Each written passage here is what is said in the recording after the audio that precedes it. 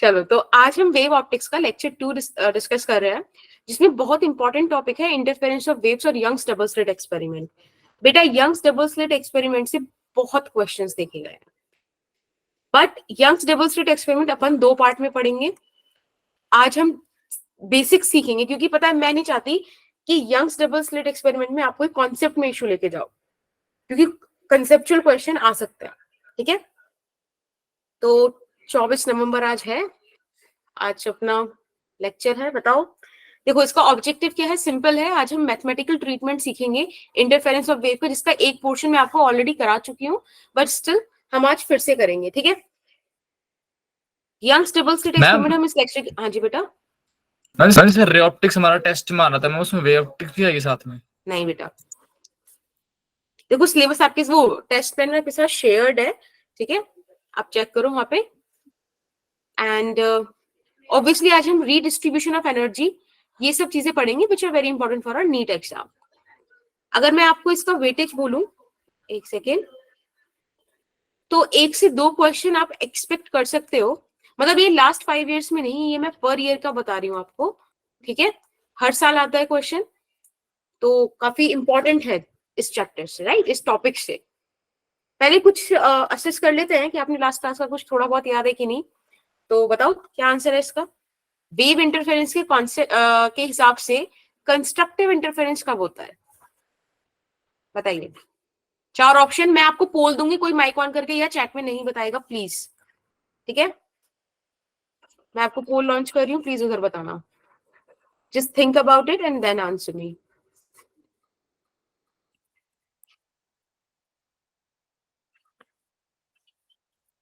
Ma'am multiple answer भी हो सकते हैं? नहीं बेटा, एमसीक्यू है। मैम इसमें तो मल्टीपल है। मैम मल्टीपल लग रहा है। मैम इसमें 2 सही है। यस थोड़ा मैम। सा ध्यान रखना कि वर्ड क्या लिखा हुआ है, कंस्ट्रक्टिव। चैट बॉक्स में आंसर नहीं करना है बेटा, मैंने पोल लॉन्च कर दिया, उधर आंसर कीजिए प्लीज, और आराम से सोच के पढ़ के तब लो। गुड इवनिंग बेटा। शैली क्लास में है क्या? नहीं है, सैली इन हॉस्पिटल एडमिट। मैम उसकी हाँ। तबीयत खराब है ना। हाँ, वो कल उसने क्लास ली थी ना, मैं तभी पूछना चाह रही थी कि उसका आज तो तबीयत ऐसे सही है हो कि नहीं। गया। हाँ हाँ हाँ, आई नो आई नो। चलिए आप आंसर करते रहिए, मैं जरा पोल क्रिएट कर दूं आपकी। वैसे कर दिया आपने भाई, अभी तक सिर्फ 19 वोट्स आई हैं। एटलीस्ट 56 बच्चे हो, तकरीबन 25 वोट तो कर दो। और ये तो रिवीजन वाला है, लाइक इसमें भी नहीं करोगे तो गलत बात है।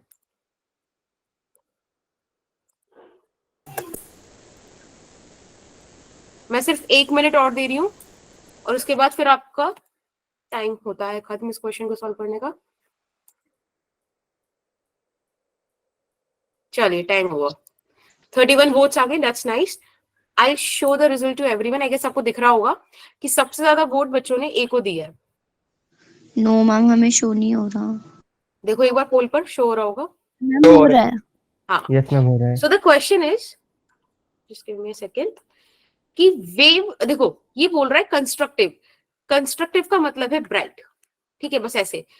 अभी तक अपन सिर्फ इतना समझते हैं, मैंने आपको बताया ना कि इंटेंसिटी वगैरह के बारे में हम कल पढ़ेंगे, तो मतलब आज पढ़ेंगे, तो आज बात करेंगे। फिलहाल कल के हिसाब से यू कैन से ब्राइट। बेटा, जब वेव के क्रस्ट और क्रस्ट मिलते हैं तब ब्राइट बनता है। क्रस्ट और ट्रफ मिल रहे हैं नहीं बनेगा। ट्रफ और ट्रफ मिला है तब डार्क बनेगा। और अगर एम्पलीट्यूड डिक्रीज हुआ है तो कंस्ट्रक्टिव इंटरफेरेंस नहीं है। It's only option A. ठीक है, एमसीक्यू था, एमएसक्यू नहीं था। चलिए, अब आप क्वेश्चन 2 पर आइए और इसका बताइए। Again I will give you the poll, उधर ही आंसर कीजिएगा प्लीज। मैम हाँ एक जी बार बेटा। ब्राइट का आप बना के दिखाएंगे स्ट्रक्चर? बेटा ब्राइट का अभी हम लाइक ग्राफ से या वो सब चीजें तो बाद में पढ़ेंगे, फिलहाल सिर्फ कॉन्सेप्ट था। कंस्ट्रक्टिव मतलब रोशनी, रोशनी मतलब ब्राइट, ऐसे। पोल लॉन्च हो गया बेटा, लाइव है, करो वहां पर answer.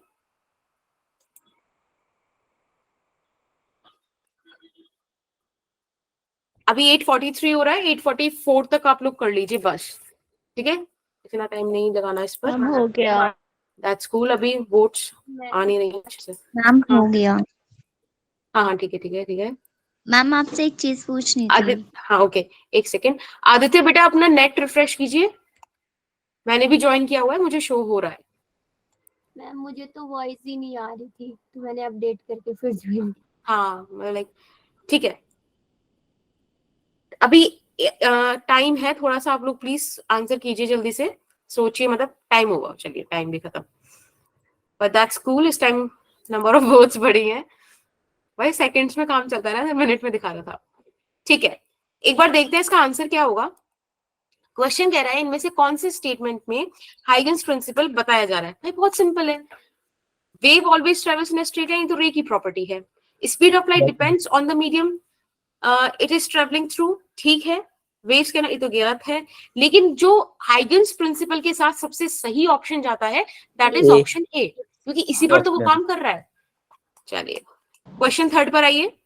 Double slit interference experiment में, ये मुझे पता है आप लोगों ने नहीं किया, बट अगर आपने वेव ऑप्टिक्स कभी भी थोड़ा बहुत भी पढ़ा है या फिर ये नाम भी सुना है, तो भी बच्चा इस क्वेश्चन को आंसर कर सकता है।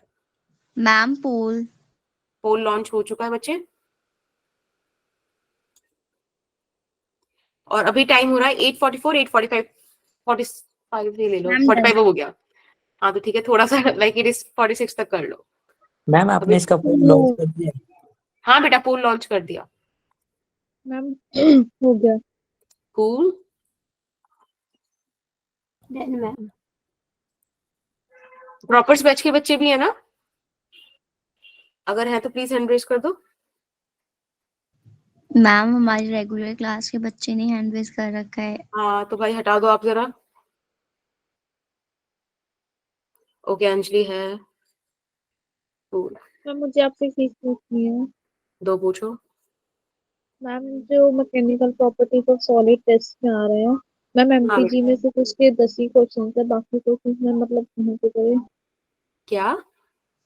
मैम जैसे पीवाईक्यू में ना उसके सिर्फ 10 ही क्वेश्चन है, बाकी क्वेश्चन प्रैक्टिस कहाँ से करें? बाकी क्वेश्चन प्रैक्टिस आप चाहो तो मॉड्यूल से उठा लो, ठीक है, जिनमें ज्यादा टाइम ना लग रहा हो, और मैम पर वो अदरवाइज तो आप 11th का एनसीईआरटी चैप्टर की है भी ना, कर तो सकते हो। हाँ 11th का चैप्टर है तो उसमें 11th का मॉड्यूल तो नहीं है।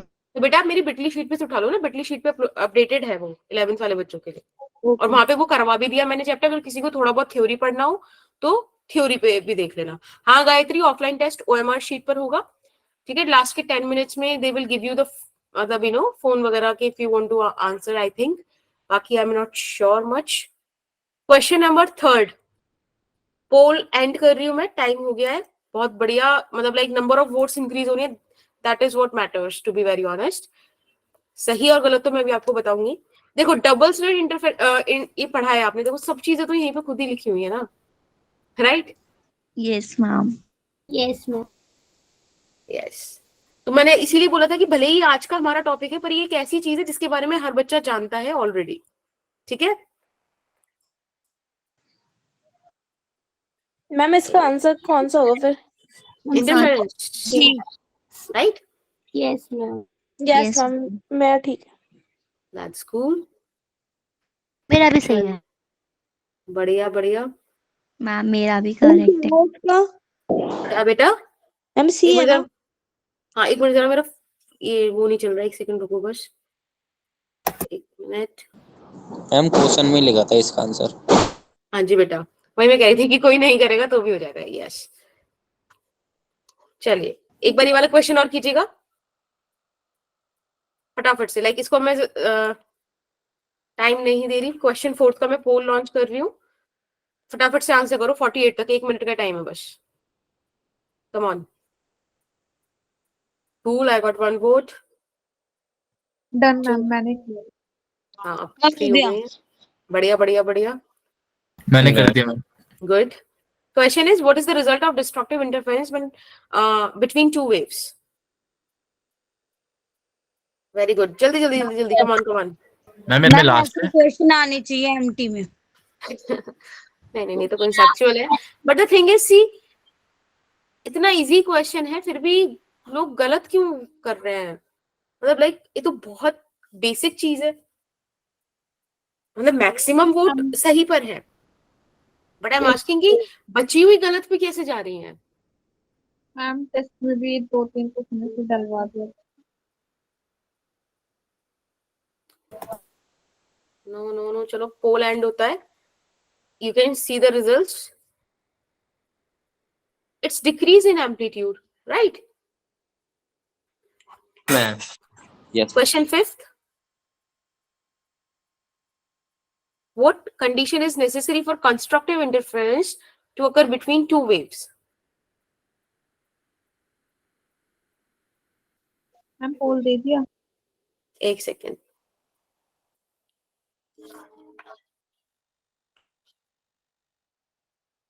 बेटा पोल लाइव हो गया, आप चेक कर लो.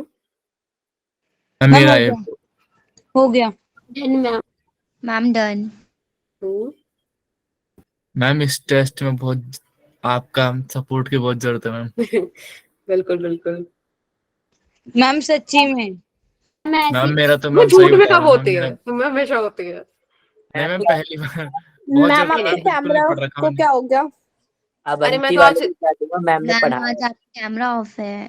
ऑफ नहीं है बेटा, ऑफ नहीं होता है कैमरा. मैम ये ऑन होता है फेल्ड. ये दिखाता है मेरे ऊपर कि कैमरा इज फेल्ड. मैम आप आ रहे हो एमटी में? नहीं बेटा, इस बार तो नहीं है. मैम आपको कितना अच्छा चांस मिला था उस टाइम आने का, आप आ जाते ना. चांस मिला था. सही बात कह रहे हो बेटा, सही बात कह रहे हो. माफी मांगते हैं हम आपसे. चले इधर आइए. अब बात करते हैं. अब देखो ध्यान से देखना, आपने डील कर लिया, दैट्स गुड. मैं फटाफट से इंटरफेरेंस ऑफ वेव बता रही हूँ उन बच्चों को जिन्होंने लास्ट लेक्चर नहीं लिया या थोड़ा सा भी इशू है. मैम एक बार उस क्वेश्चन का आंसर तो बता दीजिए. बता दिए बेटा. डी था मैम. डी. डी होगा. डी था मैम. अब देखो, मैंने आपको बताया था कि एक पॉइंट पर अगर बहुत सारे इंस्ट्रक्शंस आ रहे हैं तो वो पॉइंट क्या करेगा? वो उनकी रिजल्टेंट की तरह बिहेव करेगा, राइट? वो कभी भी वेव की इंडिविजुअलिटी को लूज नहीं होने देता. पॉइंट पी पे सिंपल सी बात है, बहुत सारे रास्ते हैं, उस पे सोर्स 1 से लाइट आ रही है, सोर्स 2 से लाइट आ रही है, राइट? ये x1 डिस्टेंस ट्रेवल करके आ रही है, ये x2 डिस्टेंस ट्रेवल करके आ रही है. पार्टिकल p रिजल्टेंट पे बिहेव करेगा. किसी और का माइक ऑन है?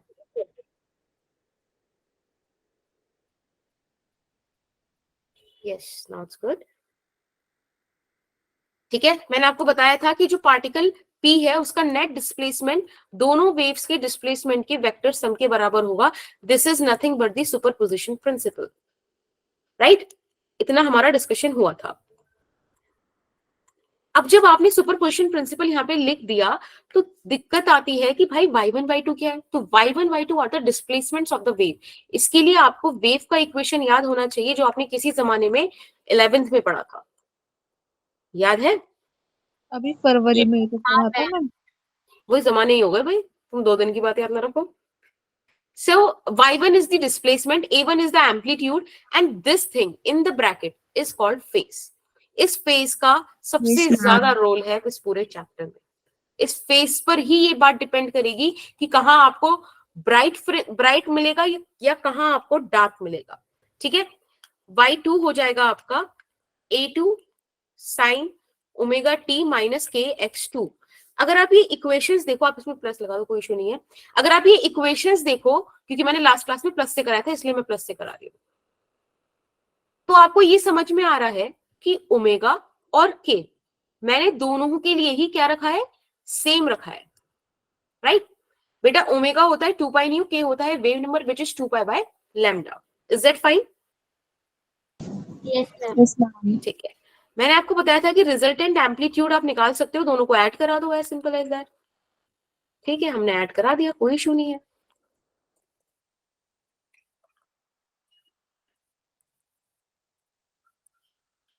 अब एक बात बताओ, अभी मैंने आपको बताया कि फेज ही है जो काम करेगा. बेसिकली फेज डिफरेंस यहां पर आपको दिख रहा है क्या? आई गेस मुझे तो दिख रहा है. यस यस, फेज डिफरेंस है. बेटा फेज डिफरेंस क्यों आया? Because there is path difference.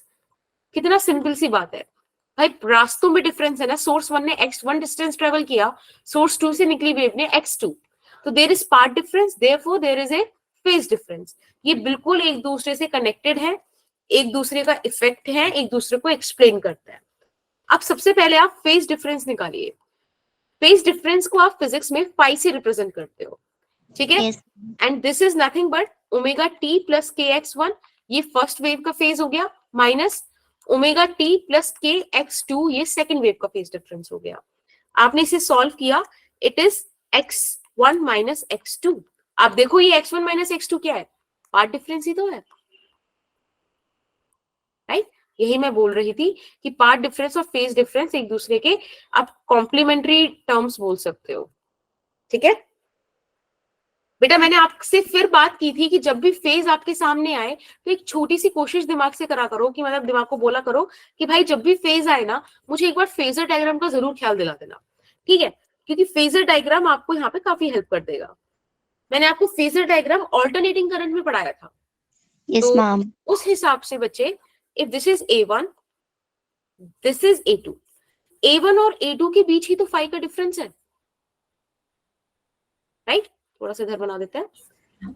Okay, अब इनका रिजल्टेंट निकालो आप। मैंने बताया था रिजल्टेंट ऐसे कहीं से निकलता है, लेट्स से AR, और मैंने मान लिया कि AR A1 से थीटा आगे है। अब अगर मुझे AR का एक्सप्रेशन लिखना है तो वेक्टर वाला लिख सकते हैं ना, AR square is equal to A1 plus A2 का square plus 2A1 A2 cos phi। Is that fine? Yes ma'am. Yes ma'am. हम आपने जो ये बनाया है डायग्राम मैम, उसमें एक थीटा और एक फाई है। हाँ जी बेटा, phi is the angle between मतलब A2 and A1, where theta is the angle between AR and A1, और यू कैन से कि मैम AR A1 से थीटा आगे है, ये सुनो, देखो। Yes ma'am. तो आप ऐसे भी लिख सकते हो, एक तो आपने ये वाली चीज लिखी जो वेक्टर एडिशन से आती है। दूसरी चीज जो आप यहाँ पे लिख सकते हो वो ये हो सकती है कि मैम हम यहाँ पे रिजल्टेंट एम्पलीट्यूड लिख सकते हैं, वो डिस्प्लेसमेंट लिख सकते हैं इस तरीके से। Yes ma'am. एक बात बताओ, ओमेगा टी प्लस के x1, ये A1 का फेज है ना, इसमें थीटा और ऐड कर दो तो AR का फेज आ गया। Yes ma'am. यस, तो ये चीजें इंपॉर्टेंट है, ये सब वेक्टर एडिशन है। अगर मैं आपसे कल को बोलूं कि मुझे 10 थीटा का वैल्यू बता दो, तो आई गेस 10 थीटा का वैल्यू भी आप बता दोगे। हाँ जी बेटा बोलो। मैम वेव हाँ? वाला चैप्टर थोड़ा थोड़ा भूल गए, तो मैम जो चीज आप बता रही हैं उसको ही लर्न कर लें तो ठीक रहेगा। लर्न कर लोगे आप इतना सारा? नहीं मैम, जैसे कि जो एक्सप्रेशन वगैरह बता रही हैं हाँ आप, हाँ, एक्सप्रेशन वगैरह 11th इज के ओके। मैम, 11th के पहले। ये जैसे कि ये भी 11th का ही काम है। Phasor diagram actually is nothing but the जो डीलिंग होती है वो रिजल्टेंट ऑफ वेक्टर्स की तरह होती है। नहीं तो मैम, पढ़ा तो था, ये है ना कि दिमाग से उड़ गया। बट ठीक है, कोशिश करो कि आप वो नोट्स रिवाइज कर लो, अदरवाइज नोट्स मेरे पास अपलोडेड है, वहां से चेक कर लो, बस एक बार पढ़ लो, ठीक है? तो आपको चीजें थोड़ी इजीली समझ में आ जाएंगी, वरना रटना तो समझ लो बहुत सारी चीजें हो जाएंगी, कैसे रटोगे? बहुत सारी चीजें हैं कि इसमें वेव चैप्टर की। या इट्स वेव ऑप्टिक्स, राइट? बाद में इंटेंसिटी वगैरह आ जाएगी, बट ठीक है, स्टार्टिंग में थोड़ा बहुत ट्रीटमेंट तो वेव का करना पड़ेगा ना। समझ में आया क्या हमको इतना? Yes ma'am. चलिए, यस मैम। ओके। मैम ये लास्ट वाली स्टेटमेंट फिर से रिपीट कर दो, कैसे आई? कौन सी वाली? 10 theta? YR is equal to AR sine theta. Okay okay. एक बात बताओ, A1 इस तरफ था, A2 इस तरफ था, और रिजल्टेंट इस तरफ आया, और मैंने बोला रिजल्टेंट A1 से थीटा आ गया। बेटा A1 यानी कि Y1, और Y1 का फेज क्या था? ओमेगा टी प्लस के x1। तो मैंने जब Y रिजल्टेंट लिखना चाहा तो वो एम्पलीट्यूड रिजल्टेंट आएगा ना, जैसे Y1 आया था A1, फिर यहाँ पे साइन वगैरह आया था, ऐसे यहाँ पर आ जाएगा, ठीक है? Okay ma'am. चलिए, अब मेरा क्वेश्चन ये था कि हमें कोहेरेंट सोर्सेस क्यों चाहिए। बेटा आपने अगर ध्यान से देखा हो तो मैंने आपको बोला था कि ओमेगा के for both the sources is same. जिन भी सोर्सेस का ओमेगा और के सेम होता है उन सोर्सेस को ही हम बोलते हैं coherent sources. Now the question is कि हमें ये चाहिए क्यों, कोई बताएगा? Why do we need coherent sources? Anyone? Ma'am ताकि वेव जो है वो सेम फेज मैम में अगर रहे। इतने सारे लाइट के सारे पार्टिकल्स हैं, अगर सब अलग अलग फेज में चलेंगे तो उनकी स्टडी भी नहीं हो पाएगी, ना ही हमें वो नहीं, एक ओमेगा और के, शीट पर मिल पाएंगे। ओमेगा और के एंगल सेम मिले। देखो मैं तुम्हें बताती हूँ, उसका एक सिंपल सा मैम रीजन मतलब है सेम कि फेज में हो। नहीं नहीं सेम फेज भी फेज डिफरेंस तो बेटा खेल ही है। मिल सके, क्या बेटा? ताकि सेम फ्रीक्वेंसी की वेव्स मिल सके। हाँ मतलब वो तो हो ही रहा है, बट अगेन क्वेश्चन ये हो जाएगा कि फ्रीक्वेंसी सेम मैम क्यों चाहिए? उनका इंटरफेस, नहीं नहीं अब मैं बताती हूँ। हाँ देखो मैं बताती हूँ एक पॉइंट, हम ऐसा इसलिए चाहते हैं ताकि जो रिजल्टेंट एम्पलीट्यूड है ना, रिजल्टेंट एम्पलीट्यूड टाइम इंडिपेंडेंट बन पाए। अब इसका मतलब क्या है? रिजल्टेंट एम्पलीट्यूड टाइम इंडिपेंडेंट बन पाए मतलब वो टाइम पे डिपेंड ना करे। देखो अभी जो आपका फेज डिफरेंस आ रहा था, वो फेज डिफरेंस आ रहा था आपका, यहाँ पे लिख देते हैं, अभी आपका फेज डिफरेंस के x2 माइनस x1 आया था ना, या x1 माइनस x2 आया था, मतलब बेसिकली डिफरेंस ही है, उसमें इतना इशू नहीं है माइनस प्लस का, लाइक यू नो डिफरेंस की बात जब कर रहे हैं। अगर आप ध्यान से देखो यहाँ पे कहीं t का कोई रिलेशन है क्या? नो नहीं है ना। अब सोचो अगर मैं बोलूं कि ये ओमेगा और k अलग अलग है, ठीक है, मैं ओमेगा के ऐसे ही बोल दूं कि भाई omega 1t plus k x1, this is the phase of first wave minus this is the second phase वाला, ठीक है, सेकेंड फेज ये है। अब इस सिचुएशन में एक बार जरा देखना, omega 1 minus omega 2 by T मतलब इंटू टी और minus x2 minus x1 something. अगर आप ध्यान से देखो तो बेटा यहाँ पे टाइम डिपेंडेंसी आई ना। अब इससे हुआ क्या? अभी तक जब आपने टाइम डिपेंडेंसी नहीं इंट्रोड्यूस करी थी, तब जिस जगह पर डार्क बन रहा था उस जगह डार्क ही रहेगा, अंधेरा ही रहेगा। जिस जगह ब्राइट था उस जगह हमेशा रोशनी ही रहेगी। लेकिन जब आपने टाइम डिपेंडेंसी ला दी तो अब क्या हुआ, एक पॉइंट पे डार्क भी बन रहा है, किसी टाइम पे ब्राइट भी बन रहा है, समझ रहे हो? तो इस केओस को हटाने के लिए हम कोहेरेंट सोर्सेज लेते हैं, और कोहेरेंट सोर्सेज का मतलब है ओमेगा सेम। गलती से के भी घुसा दिया था वहां पे मैंने। इसका मतलब है ओमेगा सेम हो तो आप बोलोगे दो सोर्सेज कोहेरेंट है। ये समझ में आता है? Yes ma'am. ओके मैम एक बार फिर से रिपीट कर दीजिए। मैंने ये बोला कि बेटा अगर आप ओमेगा को फेस को टाइम डिपेंडेंट बना दोगे तो फिर एक ही जगह पे आपको किसी टाइम ब्राइट मिलेगा, किसी टाइम डार्क मिलेगा। अगर आप टाइम डिपेंडेंसी रखोगे तो एटलीस्ट ये हो जाएगा कि एक पॉइंट पर आपको या तो डार्क ही मिलेगा या तो ब्राइट ही मिलेगा ओवर इंटायर टाइम। समझ रहे हो? तो वो केओस हटाने के लिए हम लोग ऐसा करते हैं, मतलब आप इसको चाहे लाइट की फॉर्म में समझो चाहे साउंड की फॉर्म में समझो।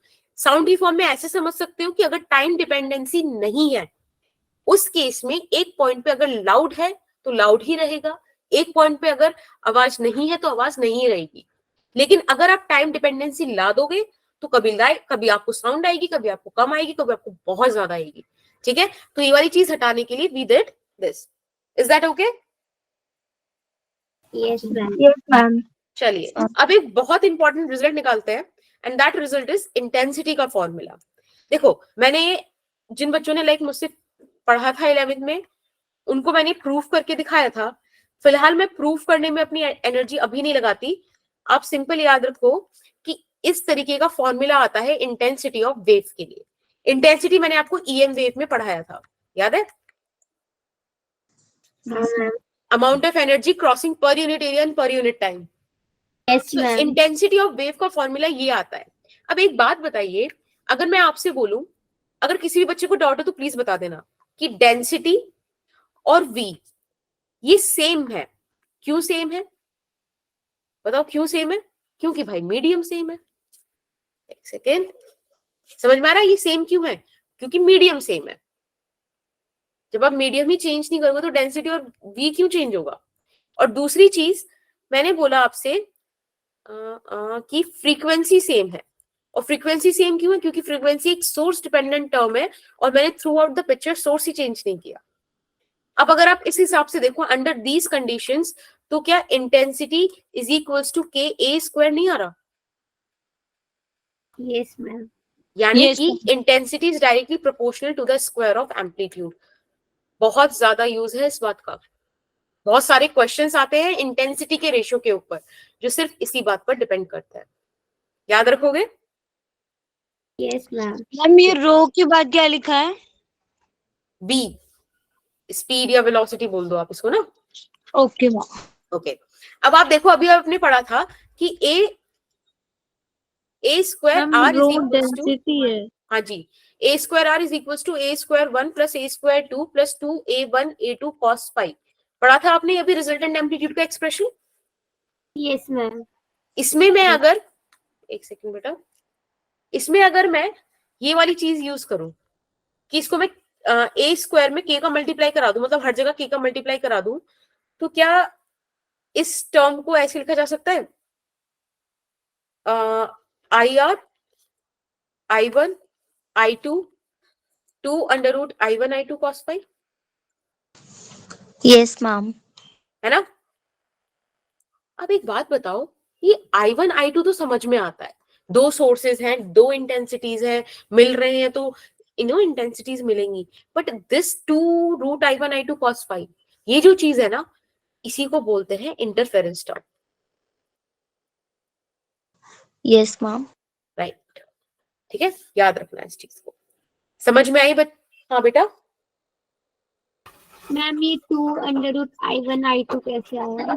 भाई देखो, a का स्क्वायर i के डायरेक्टली प्रोपोर्शनल है, तो इसकी जगह IR आ गया, यहाँ पे स्क्वायर्स में, यहाँ पे अंडर रूट है ना, लाइक एक पार है ना, तो आप इसको ऐसे ही तो बोलोगे। Yes ma'am. यस, ठीक है। आपको पता नहीं मुझे, आपने अगर PYQs देखो है ना, या फिर क्वेश्चंस देखो, वेदर इट्स बोर्ड और नीट, ये स्लाइड बहुत इंपॉर्टेंट है। इस स्लाइड पे लिखा हुआ एक्सप्रेशन बहुत Yes. इंपॉर्टेंट है, और एक ये वाली बात इंपॉर्टेंट है, तो ध्यान रखिएगा इस बात का। अब हम अपना टॉपिक जिसकी हमने सब कुछ मेहनत करी वो स्टार्ट करते हैं, that is Young's double slit experiment. आप लोग 1 मिनट का समय लो और आपकी स्क्रीन पे जो दिख रहा है इतना पोर्शन, क्योंकि बाद में तो लिखा हुआ भी है ना, फिर तो बता ही दोगे, बस जस्ट स्टडी दिस इमेज और मुझे एक्सप्लेन करो कि आपको क्या समझ में आता है इससे। ठीक है, शांति से 1 मिनट लो बस, और बल्कि 1 सेकंड रुको, अभी मैं आपको ये वाला टाइम दूंगी, अभी 1 सेकंड रुको, 1 सेकंड 1 सेकंड।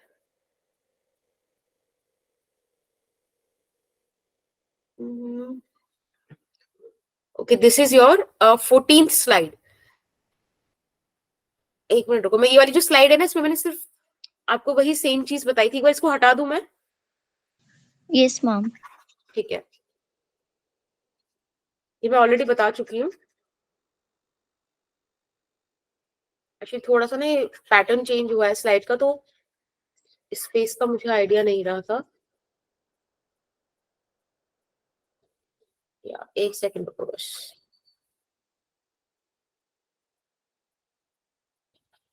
बेटा इस स्लाइड को ना मैं 15th स्लाइड बोल रही हूँ, तो आप 14 के बाद यहाँ पर आना।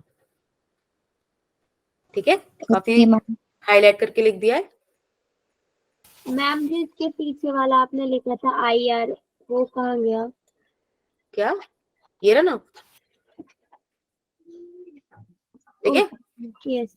वो तो मैंने एक्स्ट्रा एक्सप्लेन किया था, वो एक स्लाइड मुझे एक्सप्लेन नहीं करनी चाहिए थी, वहीं लिख देना चाहिए था। हाँ, अब मेरी बात सुनो, मैं आपको एक चीज बता रही थी, मैंने आपको बताया इंटेंसिटी cos phi पे डिपेंड करिए, वो इंटरफेरेंस टर्म जो है। एक बात बताओ, आप किसी सोर्स का I1 I2 चेंज नहीं कर रहे हो, तो आप वहां पे चेंज क्या कर सकते हो? सिर्फ phi चेंज कर सकते हो ना, cos phi वही वेरिएबल है, राइट। तो आपको कंस्ट्रक्टिव इंटरफेरेंस मिलेगा, कंस्ट्रक्टिव मतलब रोशनी वाला, या डिस्ट्रक्टिव मिलेगा, जैसे कि इनका नाम भी बता रहा है।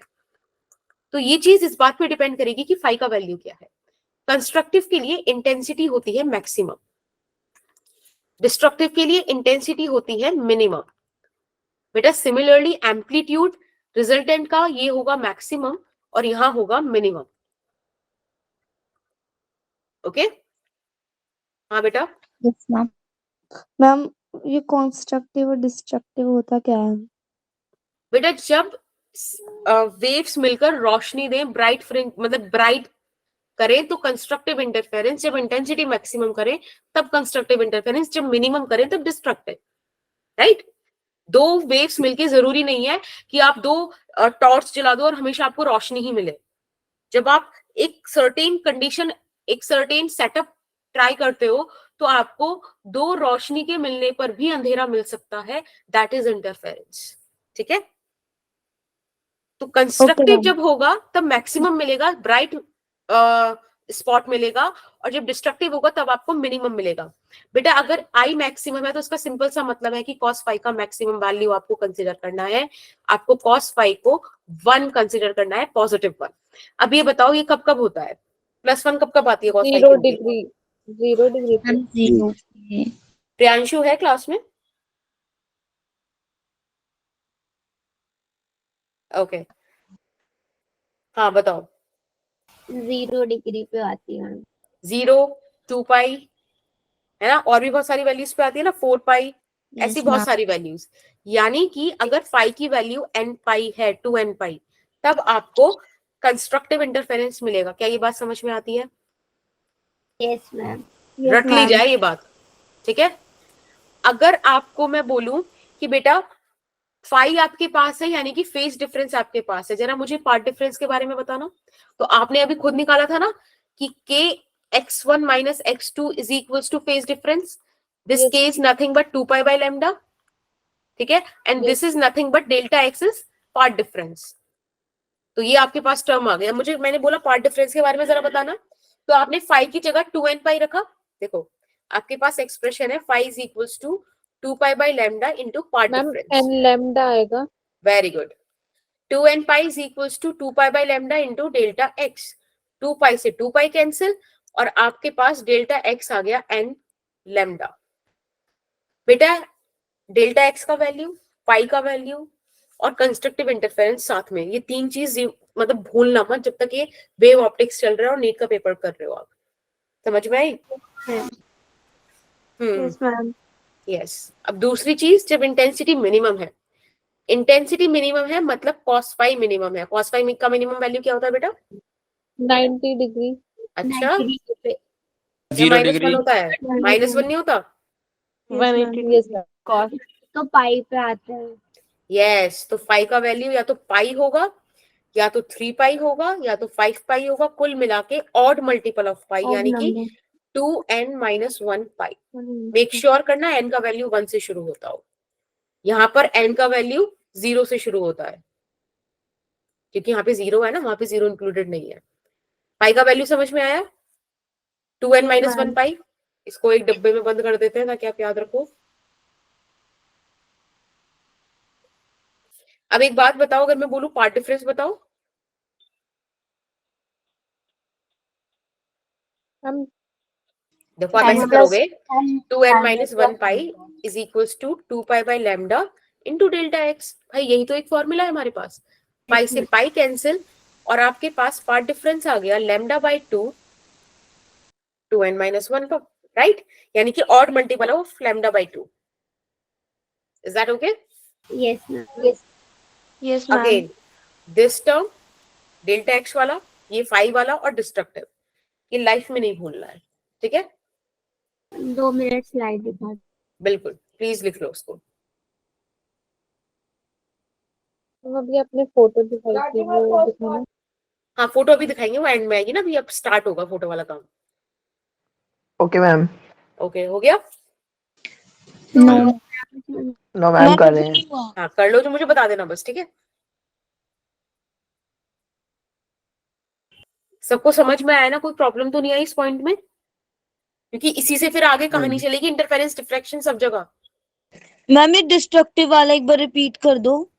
आपको ये समझ में आया कि डिस्ट्रक्टिव, इससे लग रहा है ना बर्बादी सा, डिस्ट्रक्टिव डिस्ट्रक्शन, है ना? यस मैम वो तो तो समझ मतलब आ डार्क है, मिनिमम है। मैं सही बता रही हूँ भाई, ऐसे याद कर लो, ठीक है? याद रहता है। कंस्ट्रक्टिव मतलब बन गया सब कुछ, कंस्ट्रक्ट हो गया। डिस्ट्रक्टिव मतलब मैम एक्चुअली ना हंसी इस बात पे आई, वैसे तो हम बायो में ट्रिक से याद करते हैं और ज्यादा तो केमिस्ट्री में भी, बट फिजिक्स में भी ट्रिक। वही तो भाई, कंपटीशन तो सारा है। हाँ, तो डिस्ट्रक्टिव मतलब कि सब खराब सा हो गया, मतलब minimum intensity, minimum amplitude minimum. एक बात बताओ, अगर मैं कोई एक्सपेरिमेंट करना चाह रही हूँ तो मैं चाहती हूँ ना कि लाइक मैक्सिमम मिले मुझे चीजें, बट यहाँ पे मिनिमम मिल रहा है, ठीक है? इस मिनिमम का भी अपना एक पॉइंट है, ठीक है? अब आपको मिनिमम मिला, मिनिमम के लिए एक बात बताओ, पूरी इक्वेशन में सिर्फ cos फाई ही तो वेरिएबल है, यानी कि cos फाई को ही कंट्रोल करके आप कंस्ट्रक्टिव और डिस्ट्रक्टिव स्टडी कर सकते हो। तो डिस्ट्रक्टिव के लिए cos फाई का वैल्यू मिनिमम होना चाहिए, और मिनिमम cos फाई का वैल्यू होता है -1। अब आपको ये पता करना है कि 5 की ऐसी क्या क्या वैल्यूज रखो कि आपको -1 मिले।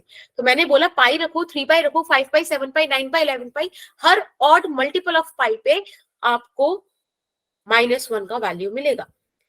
तो यानी कि 5 का अगर एक मैं जर्नल टर्म दूं तो दैट इज 2n-1 का पाई, मतलब इतने टाइम्स ऑफ पाई। अब उस एक्सप्रेशन को उठा के मैंने फेज डिफरेंस और पार्ट डिफरेंस वाले रिलेशन में रखा and I got the expression for path difference also. Is that okay Vishali? Yes ma'am. Cool, let's come to this picture. हाँ, अब आप इसको घूरो और मेरे को बताओ कि क्या लग रहा है आपको। Crystal clear, that's cool. Ma'am मैं बताऊं? हाँ बोलो। मैम इसमें ना हमने दो स्लिट मतलब दो सोर्स लिए हैं, S1 एंड S2। मैम वहां से हमने लाइट इंसिडेंट मतलब कि मैम एक ना उसके सामने मतलब सोडियम लैंप लिया है जिससे मैम सन मतलब जो इसकी लाइट है वो हम वहां से इंसिडेंट मतलब कि क्रॉस सोर्स है वो लाइट का, करेगी। राइट? Yes ma'am. तो S1 S2 से वो क्रॉस करेगी। तो मैम जहाँ पे जब वो मतलब कि मीट करेगी ना, तो मैम वहां पे ना डार्क फ्रिंचेस बनेंगी हमारी, और जो जहाँ पे नहीं करेंगी मैम वहां पे ना लाइट फ्रिंचेस बनेंगी। Okay, this is your criteria, ठीक है। मैम मैं बताऊं? एक मिनट को मैं नाम लेती हूँ। चलो बताओ साक्षी, तुम्हें बताओ, फिर मैं निगम से पूछूंगी और फिर भावना बताना, ठीक है? मैम इसमें ना हमने एक पाइप सोर्स लिया और पहले हम एक सिंगल स्लिट लगाते हैं जिसमें वो स्लिट ना पॉइंट सोर्स की तरह बिहेव करती है और स्फेरिकल वेव फ्रंट बनाती है। फिर वो आगे हम डबल स्लिट लगाते हैं, वो दोनों स्लिट भी मैम वो पॉइंट सोर्स की तरह बिहेव करती है और स्फेरिकल वेव फ्रंट बनाएगी। और जहाँ पे ये वेव फ्रंट मिलेगी वहां से मैम हमें लाइट मिलेगी, और जहाँ नहीं मिलेगी वहां से डार्क मिलेगा। ओके, निगम आप क्या कहना चाह रहे हो बेटा? मैम यही कहना चाह रहा था मैं भी। ठीक है, भावना आपका? कि मैम ये पॉइंट जो दूसरे पॉइंट के ना वेव फ्रंट बना रहा है ना, तो इसी पॉइंट वही है। ओके ओके, भावना आप बताओ, आपका भी सेम है? नहीं मतलब हाँ, मतलब जहाँ पे 2 फेजेस का मिलेगा कंस्ट्रक्ट हो जाएगा तो वो डबल मिलके एक ज्यादा ब्राइट दे सकती है, और जब वो कैंसिल हो जाएगा तो डिस्ट्रैक्ट करके मिनिमम दे देगा। ओके, विशाली आप बताओ। सबका अगर सेम है भावना। ओके, गायत्री आपका? शिवम? मैम सेम है मेरा भी। मैम बस इसमें ये है कि सोडियम लैंप ना एक हाँ। मोनोक्रोमैटिक सोर्स की तरह काम करेगा। Very nice, nice point, good. चलिए, सभी का बहुत और अच्छा एक्सप्लेनेशन। हाँ S1 एंड S2 दो कोहेरेंट सोर्स बनाएंगे अलग से। ठीक है, ठीक है। चलो अब एक बार मैं एक्सप्लेन करती हूँ, और मैं ना एक्सप्लेन करूंगी इस पिक्चर पे बाद में। आप लोगों ने वो स्टडी कर लिया, मैं आपको एक नॉर्मल बताऊंगी और फिर आप वापस आएंगे हम इस पिक्चर पे। अगर आप ध्यान से देखो तो क्या होता है, अगर एक एक्सपेरिमेंटल सेटअप की बात करूं कि यहाँ पर एक सोर्स लगाया हमने, ठीक है? उस सोर्स से कुछ ऐसे लाइट रेस निकल रही होंगी। Ma'am I think screen stuck नहीं है। क्या कहे? नहीं होती बेटा। फिर हमने एक यहाँ पर जस्ट पता है कॉन्वेक्स मिरर सिर्फ इसलिए लगाया ताकि मुझे यहाँ से पैरेलल लाइट रेज मिल जाए, राइट? बस, और कोई पॉइंट नहीं है। ये लाइट रेज पैरेलल हो जाए, मैंने सोर्स को फोकस पे रख दिया कॉन्वेक्स के, तो मुझे यहाँ से वो पैरेलल वेव फ्रंट टाइप सा मिल गया। अब मैंने क्या करा, एक कार्डबोर्ड समझ लो लिया, उसमें बहुत पतले पतले 2 कट मारे, ठीक है? और इन्हीं कट्स को मैंने, जो मतलब यंग्स ने जब पहली बार किया था तो उन्होंने तो स्मॉल होल्स बोले थे, बाद में ये स्लिट वर्ड आ गया कि आप इसको स्मॉल ओपनिंग को स्लिट बोल सकते हो, ठीक है? तो समझ लो बहुत ही पतले अपन ने कट्स मार दिए इसमें, ठीक है? मैम किस में मारे कट मतलब? ऐसे समझ लो कोई कार्डबोर्ड है, कार्डबोर्ड में पतला पतला बहुत पास कट मार दो, बहुत पास, ठीक है? अब हमने इसके सामने एक स्क्रीन रख दी। अब एक बात बताओ, जिस इंसान ने वेव जीवन में पढ़ा नहीं, वेव को कभी समझा नहीं, उसकी कहानी तो सिर्फ इतनी थी कि लाइट तो एक रे है, क्योंकि 1801 की हम बातें कर रहे हैं, 1801 में लोग मानते नहीं थे कि लाइट कुछ अलग चीज भी हो सकती है, ठीक है? तो अब देखो इस सिचुएशन में हमारा क्या ऑब्जर्वेशन रहना चाहिए भाई?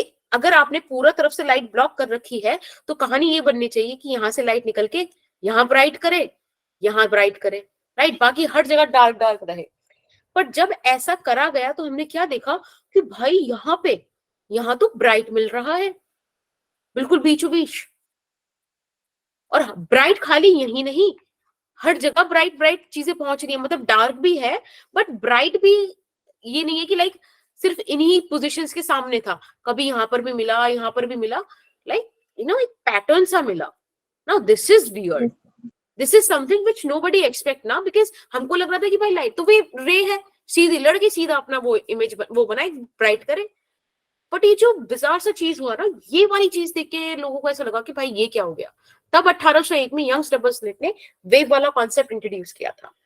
अब हुआ क्या है, जो ऊपर फोटो बना रही थी, वापस मैं बाद में आऊंगी यहाँ पर फिर से, मुझे सिर्फ आपको ये चीज खुद से बतानी थी कि डायग्राम को हम पर डिकोड करता है।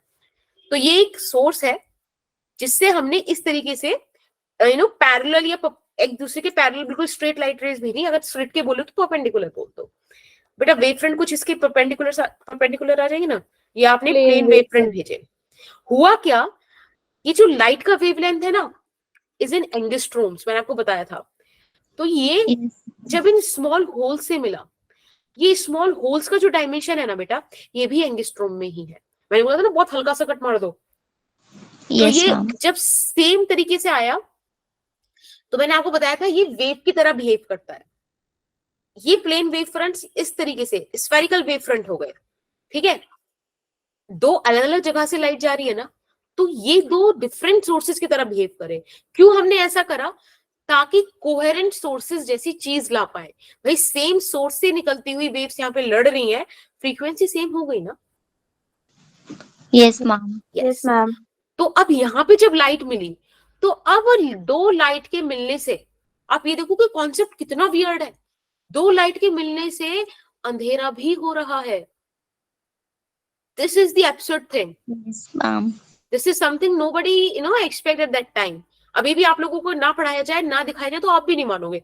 ये कहोगे कि दो रोशनी के मिलने से अंधेरा कैसे बन सकता है, आउट ऑफ फेज मिली होंगी, राइट। तो ये जितने भी यहाँ पे देखो, थोड़ा सा इसको जूम करता है, अगर आप ध्यान से देखो तो देखो एक पॉइंट यहाँ मिला, जैसे है ना, यहाँ पे ये मिल रहे हैं, ये जो चीजें कनेक्ट हो रही है ना, ये आपको क्या देंगी, रीडिस्ट्रीब्यूशन ऑफ एनर्जीज का देंगी, राइट।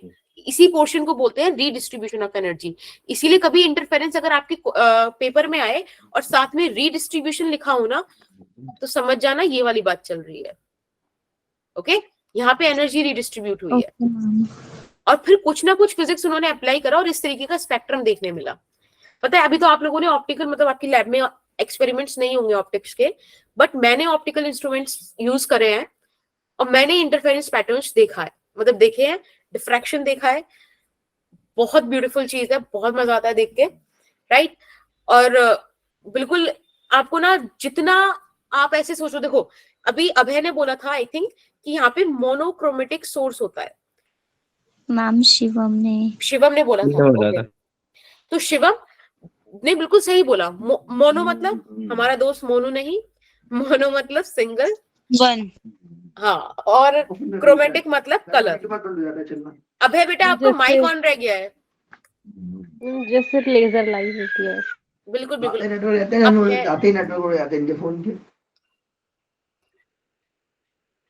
किसी के तो फोन का नेटवर्क कह रहा है, खैर। तो आपने देखा, ये जो मोनो का मतलब है सिंगल, क्रोमेटिक का मतलब है कलर।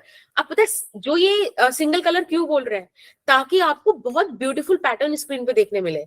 मतलब अगर कोई आपको बोल रहा है ना कि आपको डार्क ब्राइट मिल रहा है, तो कुछ इस तरीके का मिले। जैसे सपोज अभी बीच में मैं स्क्रीन बना रही हूँ, बाद में हटा दूंगी यहाँ से, बस एक आपको फील देने के लिए कि कैसा दिखता है पैटर्न। अरे जैसे कि आपको ब्राइट दिख रहा है, तो ऐसे ये ब्राइट दिखा, फिर यहाँ ब्राइट दिखा।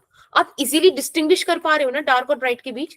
ब्लैक है तो बिल्कुल ब्लैक है, डार्क है तो बहुत, मतलब ब्राइट है तो ब्राइट है, और डार्क है तो मतलब आप बता पा रहे हो कि ये रहा डार्क ब्राइट रीजन और ये रहा डार्क रीजन, राइट।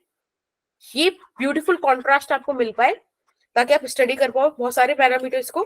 तो इसीलिए मोनोक्रोमेटिक सोर्स फेवरेबल होता है, ठीक है। लेकिन मैं आपको बता दूं 1801 में जो एक्सपेरिमेंट हुआ था वो व्हाइट लाइट के साथ हुआ था, और तब उन्होंने ये चीज बता दी थी कि हाँ भाई सब काम हो रहा है, ठीक है। और तब उतना विजिबल नहीं था। व्हाइट लाइट में आपको पता है 7 कलर है, बहुत विजिबल पैटर्न नहीं आएगा, राइट।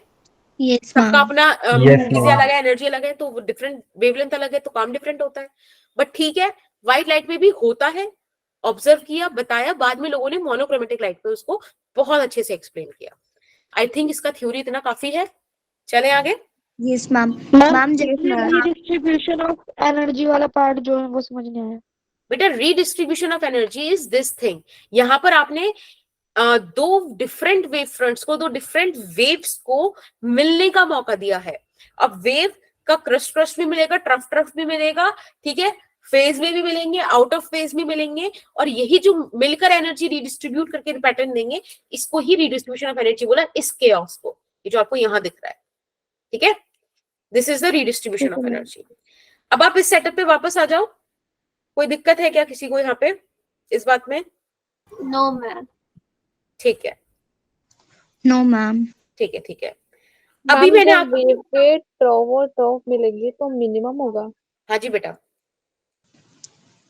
देखो वो Okay, ma'am. सिंपल सी बात है। एक बोल रहा है कि नीचे जाओ -2 पे, दूसरा भी बोल रहा है -4 पे जाओ, और -6 नीचे जाएगा, minimum intensity. Yes ma'am. Ma'am जैसे कि आप बीच बीच में मैम आप ईयर का मेंशन कर रहे हैं, तो मैम वो मतलब कि ईयर्स में भी क्वेश्चन, मतलब ईयर पे भी ना बेस्ड ना क्वेश्चन। ना, ये नहीं, मैं बस फील करा रही हूँ कितना पुराना चीज पढ़ रहे हो। और पता है अभी तो आप लोगों ने कुछ मतलब क्वांटम मैकेनिक्स जैसा नहीं पढ़ा है कुछ भी, है ना, थोड़ा बहुत मॉडर्न फिजिक्स आएगा आपका इसके बाद, लेकिन ma'am. ये जो एक्सपेरिमेंट है ना, इसने क्वांटम मैकेनिक्स का लाइक यू नो गेट बना दिया था कि खोल दो कोई गेट, इसने बना दिया था। इतनी बड़ा एक्सपेरिमेंट है ये, बहुत बड़ा ब्रेक थ्रू है। E is equals to mc square से कम ये नहीं है ये। वाला भी और फोटो इलेक्ट्रिक वाला भी है सारे। फोटो इलेक्ट्रिक इफेक्ट भी, और एक तो इतना बेसिक सा एक्सपेरिमेंट है, इतनी बेसिक सी ऑब्जर्वेशन है जिसपे सवाल खड़े हो गए थे, जिसमें बहुत ज्यादा प्यारा काम होता है, पर कभी उस चैप्टर पे आएंगे ना तब बताएंगे। फिलहाल आगे चलता है। ब्रोगली वाला कुछ?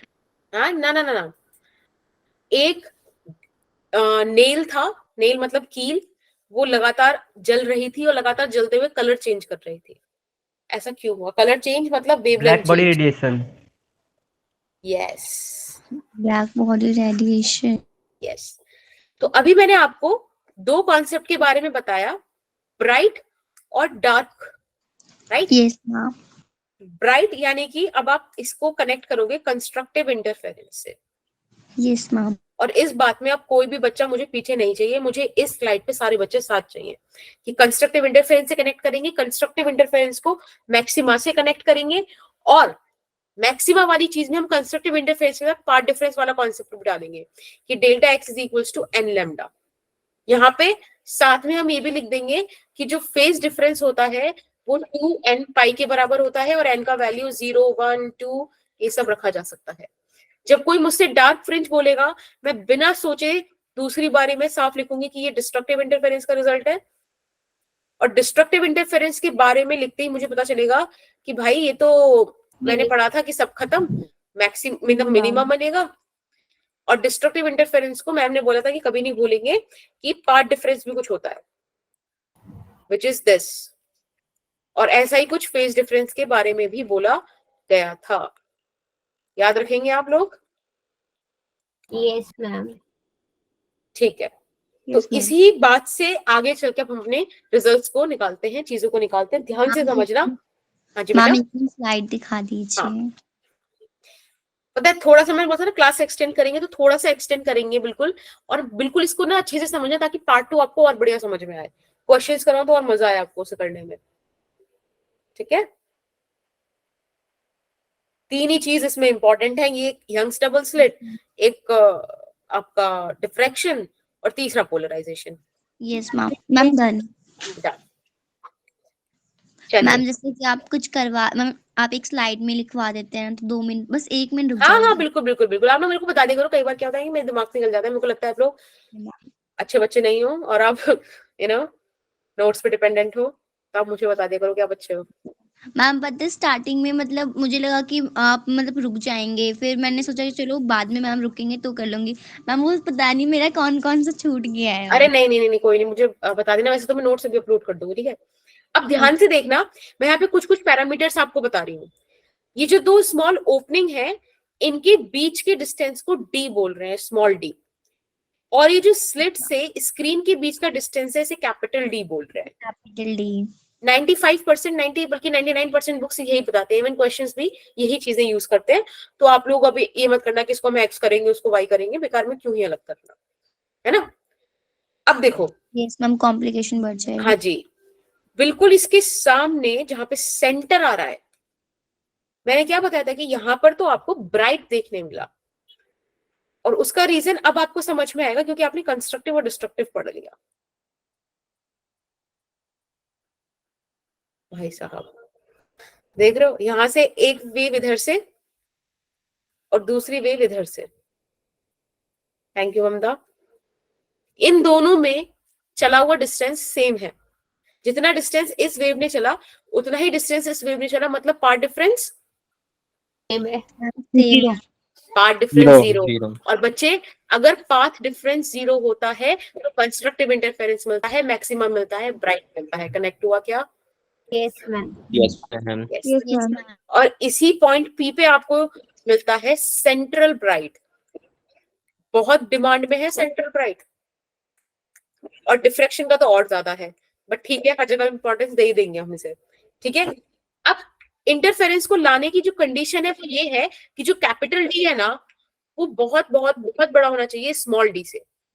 ठीक है, कैपिटल डी कुछ मीटर्स में होता है लगभग, और स्मॉल डी कुछ मिलीमीटर्स में होता है। ठीक है बेटा, आपको क्या आवाज आ रही है? बाहर से शोर आ रहा है क्या? No ma'am. ठीक है, ओके। तो सेंट्रल ब्राइट के लिए आपने देखा S2P - S1P = 0।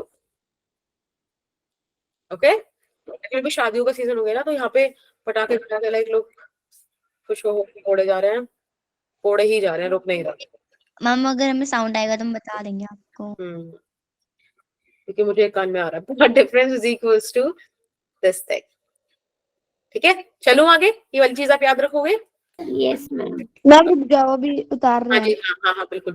मैम 1 मिनट दे दे करो बस लिखने। हाँ, बस आप मुझे हर बार बता दिया करो, थोड़े दिन में आदत सुधर जाएगी।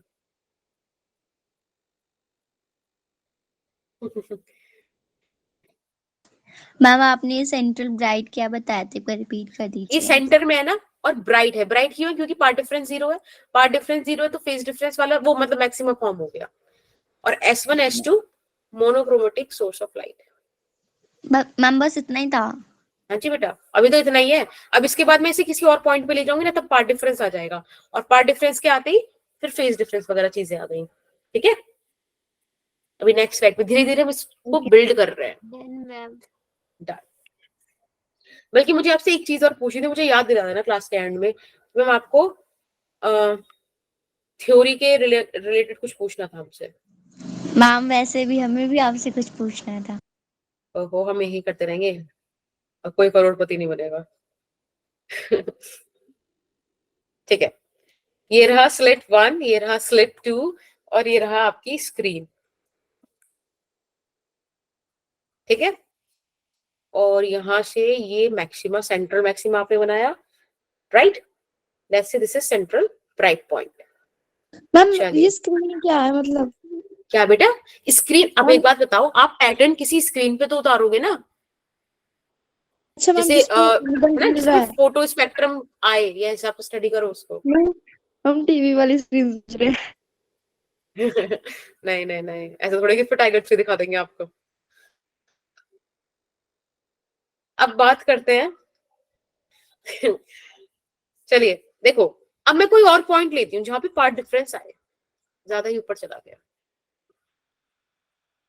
ये कोई पॉइंट लिया P, S1 गया ऐसे, S2 के लिए मैं दूसरा कलर ले लेती हूँ ताकि हम भी कलरफुल डायग्राम बना पाए और आपको समझ में आ जाए कि भाई डिफरेंस है। ठीक है, ये रहा S2। अब एक बात सोच के देखो बेटा, और एक नई सेंट्रल ब्राइट से भी ले लेते हैं, कितनी दूरी पर है। कलर खत्म हो गए हमारे पास तो। ये इस तरीके से। ठीक है, let's say this point is Q and this is small d, this is capital D। इसमें कभी कोई चेंज हम नहीं करने वाले। अब एक बात सोचो, मैं इसको स्क्रीन को उठा के कोई मीटर दूर ले जाऊं तो आपको क्या ही फर्क पड़ेगा कि S1P है कि S2P है? आपको तो लगभग सब पैरेलल लगेगा कि नहीं? Yes ma'am. है ना? मैम तो S2P एंड S1P ये सब आपको नियरली पैरेलल लगने वाले हैं जब आप बहुत दूरी पे बात कर रहे हो। सबको ये फील हो रहा है ना? यस मैम लास्ट लाइन आपने क्या बोली? मैंने ये बोला कि आप एक काम करो ना, इस स्क्रीन को लेके भाग जाओ, सोर्स को तो ये रखो, स्क्रीन को बहुत दूर कहीं रख दो, वहां से आपको S1P, S2P, QP सब एक जैसा ही लगेगा ना, क्योंकि ये कुछ मिलीमीटर्स दूरी तो है, बहुत ज्यादा तो दूरी है नहीं, राइट? Yes ma'am. लेकिन फिर भी हमको एक चीज पता है, बड़ी क्लियरली पता है कि अगर मैं यहां से सिर्फ परपेंडिकुलर ड्रॉ करूं तो इस परपेंडिकुलर के आगे वाला डिस्टेंस तो सबने सेम ट्रेवल किया है, बस ये जो डिस्टेंस है ना S2R, ये सेकंड वाली वेव ने, व्हाइट वाली वेव ने ज्यादा ट्रेवल किया है, क्या इसको ही पार्ट डिफरेंस बोला जाएगा? Yes ma'am. पक्का? इसको मैम एक बार और बताओ। ये वाला चीज S2R यस मैम। है ना, क्योंकि देखो R के आगे तो S1P भी, RP भी, और ये जो बचा हुआ है ये सब सेम है, यही तो एक्स्ट्रा डिस्टेंस है जो ट्रेवल किया गया है, और यही पार्ट डिफरेंस कहलाएगा। ठीक है, this is D. Let's say कि ये पॉइंट थीटा है, अगर ये 90 डिग्री तो बेटा ये भी 90 डिग्री, क्या डेल्टा एक्स को डी साइन थीटा लिखा जा सकता है? Yes ma'am. And this is your path difference. Path difference. पक्का? Yes ma'am. Yes ma'am. That's very good. अब हम आ गए हैं लोकेशन ऑफ, हाँ हाँ हाँ,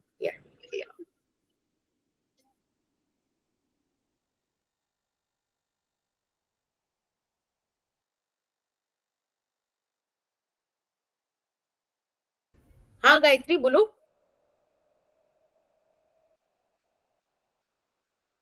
गायत्री कुछ पूछना चाह रहे हो बच्चे? नो मैम, वो गलती से हो गया था। Okay fine. मैम आपने ये परपेंडिकुलर आर के बाद क्या बताया था, एक बार फिर से रिपीट कर सकते हैं? मैं ये बोला था मैंने कि S2R जो है ना, this is the extra distance जो सोर्स 2 से निकलने वाली रे ने तय किया है, वो परपेंडिकुलर डिस्टेंस है, तो उसके आगे वाला जितना भी डिस्टेंस है जैसे RP और S1P वो बराबर है, तो मुझे पार्ट डिफरेंस ही चाहिए, क्योंकि पार्ट डिफरेंस ही फेज डिफरेंस का रोल आएगा, और उसी से in the end maximum minima का कॉन्सेप्ट आएगा, राइट? यस मैम, जो ये एक्स्ट्रा डिफरेंस है मैम, उसको आपने डेल्टा एक्स से नोट कर रखा है? हाँ जी, पार्ट डिफरेंस को। Okay ma'am. पानी पियोगे बच्चों? मैम हमारे पास हमारी वाटर बॉटल है। हाँ, और बसली मैं वहां पे आके पिला भी नहीं पाऊंगी, दिल्ली के लिए भागना पड़ेगा मेरे को यहाँ से। मैम पाइप भी लाना पड़ेगा पूरा। तभी मैम पूछ रही हैं। तो बस पूछ ही रही हूँ, मैं पी भी गई। मैम ठेला लाओगे ना आप छोले भटूरे? जैसे तुम्हारे लंच टाइम में, लाइक छोले कुलचे ले लो, पापड़ के छोले, ऐसा। मैम फ्री में मत देना। अरे नहीं, तुम लोगों से थोड़े पैसे लिए जाएंगे, तुम तो सिर्फ चॉकलेट ली जाएगी। अगर किसी ने चॉकलेट नहीं दी, उसका छोले कुलचे देके मैं खा लूंगी फिर। मैम आओ तो आप तभी तो देंगे चॉकलेट। ये बात भी है। I'll be there. Not on this paper. Ma'am हाँ जी। मैम हम आपको चॉकलेट ऐसे नहीं देंगे। तो ही नहीं। मैम आपने पहले कहा था, मतलब हमने रे ऑप्टिक्स वाला क्वेश्चन किया था, हम जब हम कर रहे थे वो चैप्टर, तो आपने एक चॉकलेटी क्वेश्चन रखा था मैम, आपने पर आप में से किसी ने नहीं करा था, गलत करा था, वो तुक्के मारे थे। क्या था? सही किया था मैम। भाई मैंने तो पूछा था आपसे कि आप मुझे अगर एक्सप्लेन कर पाए तो ही आई विल कंसिडर, और आप लोगों ने बहुत ही क्या ही बोलूं मैं। अच्छा एक बार बताना, दिस इज थीटा, राइट? छोड़ो अभी मत बताना। मैम पूछो मैम, 90 माइनस पूछिए। हे 90 माइनस थीटा, फिर ये वाला ट्रायंगल, राइट एंगल ट्रायंगल, फिर 180 डिग्री की प्रॉपर्टी लगाओ, this is going to be theta. Maths वाली मैम ने मेरी ले ली थी 90 माइनस थीटा बता के। ओहो, एक बार तो बेइज्जती मेरी हुई थी, और फिजिक्स में हुई थी, सबसे ज्यादा रोना तो मुझे इस बात पे आया था। एक बहुत ही छोटी सी बात समझ में नहीं आ रही थी, जो मैंने तुम लोगों को समझा भी दी पहले। मैम क्या चीज? बताऊंगी बाद में ना, अभी रुको। Okay ma'am. हाँ बताती हूँ, पहले इधर आ जाओ। चलिए अब हम वाला एक कॉन्सेप्ट पढ़ते हैं। अब मैं आपको लोकेशन बताती हूँ कि कैसे आप पोजीशन निकाल सकते हो मिनिमा की, मैक्सिमा की, और बहुत सिंपल है, बहुत प्यारा है और बहुत इजी है। सही है, भूलोगे ही नहीं ऐसा मुझे विश्वास है। Location of maxima and minima, this is our topic. ठीक है, हम इसके बारे में बात करेंगे कि कैसे मिनिमा और मैक्सिमा को लोकेट करें। तो एक बार फोटो बना लेते हैं। छोड़ो फोटो क्या बनानी, हमने तो निकाल लिया ना कि delta x is equal to d sine theta होता है। यस मैम अब एक एक बात बात बताओ, या सेम मैम आपने 3 बार डायग्राम बनाया है, मेरे को समझ नहीं आ रहा है, मैं भी बनाऊं? हाँ, ओके मैम। अलग अलग डायग्राम में तुम्हें अलग अलग चीजें सिखाएंगे। Development of the topic. First bright, बेटा देखो फर्स्ट ब्राइट कब बनेगा ये बताओ मुझे। इसको आप फर्स्ट मैक्सिमा भी बोल सकते हो। आई गेस आप बोलोगे कि मैम, सेंट्रल पे हाँ नहीं सेंटर ऑफ नहीं, आप ऐसे बोलोगे कि मैम एक काम करते हैं ना ना, वो सेंटर ब्राइट तो 0 समझ लो, ये उसके बाद की बात चल रही है। आप बोलोगे मैम आपने बोला था delta x is equals to n lambda, तो एन जब 0 रखा तो सेंट्रल ब्राइट मिल गया। अब एन जब 1 रखेंगे तो फर्स्ट मैक्सिमा मिलेगा। मैंने कहा बहुत सही, तुम्हें तो सब आता है, मुझे पढ़ाने की जरूरत ही क्या है। तो आप चुप हो गए। फिर आपने कहा कि आप ही कर लो। तो हमने करा कि lambda is equals to d sine theta, right, यानी कि साइन थीटा आ गया आपका लैम्डा बाय डी। अब जरा यहीं रुको, मैंने तुमसे क्या बोला था, लैम्डा कुछ एंगस्ट्रोम में है और डी कुछ मिलीमीटर में है। क्या ये रेशियो बहुत छोटा होगा? यस और जब ये रेशियो बहुत छोटा होगा तो आपको पता है साइन थीटा लगभग लगभग थीटा हो जाता है, टेन थीटा भी लगभग लगभग थीटा हो जाता है। ओहो, तो मैं ये बोल सकती हूँ कि साइन थीटा लगभग लगभग टेन थीटा हो जाता है। बोल सकती हूँ? यस और मैम। अगर मैं ऐसा बोल सकती हूँ तो आप लिख सकते हो कि ten theta is equals to lambda by d, और टेन थीटा का वैल्यू आप इस बड़े वाले ट्राइंगल से निकाल सकते हो। आपने इसको डी बोला है, इसको वाई बोल दो, राइट, तो क्या tan theta y by d आ गया, वाई बाई कैपिटल डी है ना, परपेंडिकुलर बाय बेस। और देखो बेटा यस ये मैम। वाई ही तो पोजीशन था सेंट्रल ब्राइट से, निकाल दिया आपने। Yes ma'am. ये फर्स्ट ब्राइट का आ गया। अब आप कहे होमवर्क है अभी का अभी करने के लिए, not homework, class work. Second bright निकालो फटाफट से, निकालो जल्दी से। मैम ये थोड़ा सा रिपीट कर दो।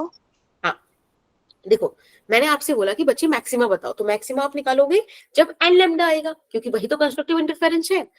अब सेंट्रल ब्राइट मुझे 0 रख के मिल गया है जब पार्ट डिफरेंस 0 है। अब मैं फर्स्ट ब्राइट की बात करूं तो मतलब पार्ट डिफरेंस लैम्डा होना चाहिए, बिकॉज आपने एन का वैल्यू 1 पुट किया। तो डेल्टा एक्स का वैल्यू लैम्डा, डेल्टा एक्स का value d sine theta. Ma'am 2 lambda ma'am अभी एक मिनट, सेकंड का 2 लैम्डा कैपिटल डी बस मैम। एक मिनट, मैम मैं बताऊं एक minute, I am explaining the topic, just wait for a minute. Ilmas ने पूछा था ना? No ma'am. मैम मैंने पूछा था। मैंने, विशाली ने, राइट, देखा मेरा डिकोडेशन, मैंने मतलब विशाली। सो मैंने, एक बात बताओ, delta x is equals to lambda and that is equals to d sine theta. Lambda is equals to d sine theta, right. हमने दोनों वैल्यूज बराबर रख दी, sine theta is lambda by d. मैंने आपको बताया था लैम्डा कुछ एंगस्ट्रोम्स में है और डी कुछ मिलीमीटर्स में है। बेटा एंगस्ट्रोम मतलब 10 की पावर -10, मिलीमीटर मतलब 10 की पावर -3, बहुत ज्यादा डिफरेंस है ना, 10 की पावर 7 का डिफरेंस है। तो मतलब लैम्डा बाई टी बहुत छोटा है। जब ये बहुत छोटे होते हैं तो स्मॉल एंगल अप्रोक्सीमेशन के हिसाब से साइन थीटा और टेन थीटा दोनों ही थीटा के बराबर हो जाते हैं, यानी कि साइन थीटा बराबर टेन थीटा के हो जाता है। तो मैंने टेन थीटा का वैल्यू परपेंडिकुलर बाय बेस से रख दिया और यहाँ से आपके पास वाई का वैल्यू आ गया, मतलब पोजीशन ऑफ फर्स्ट ब्राइट आ गया। अब प्यारे प्यारे बच्चों ने सेकंड ब्राइट भी निकाल के दे दिया, and that is 2 lambda D capital d by small D, small D. Which make sense. आप यहाँ पे 2 लैम्डा रख दोगे, 2 लैम्डा को उसके बराबर रख दोगे, सब चीज 2 में आ जाएगी, काम खत्म। यानी कि मैम मतलब यहाँ पे हम इसकी जगह पे एन भी रख सकते हैं ना? यस यस, वही मैं बोल रही थी। आप इसे रख सकते हो n lambda d by d, खत्म। This is the formula. It's for maximum ma'am. Yes, for bright, देखो मैंने कहा ना for nth bright, n bright, th भी है यहाँ पर, ठीक है। मैम बस अब एक पे हमारी जो इंटेंसिटी है वो मैक्सिमम होगी। यस यस, इस बात पे तो कोई डाउट होना ही नहीं है। ये वाली चीज समझाओगे कि लाइक जब ब्राइट फ्रिंज बन रही है तो मैक्सिमम हो रहा है, तो वो कैसे हो रहा है, एक बार बता दो। मतलब मैम जैसे आपने बोला ना कि ब्राइट फ्रिंज के लिए आप कह रहे हो, तो हमें खुद से आइडिया होना चाहिए कि मैक्सिमम हो रहा है, तो क्या चीज मैक्सिमम और क्यों हो रही है?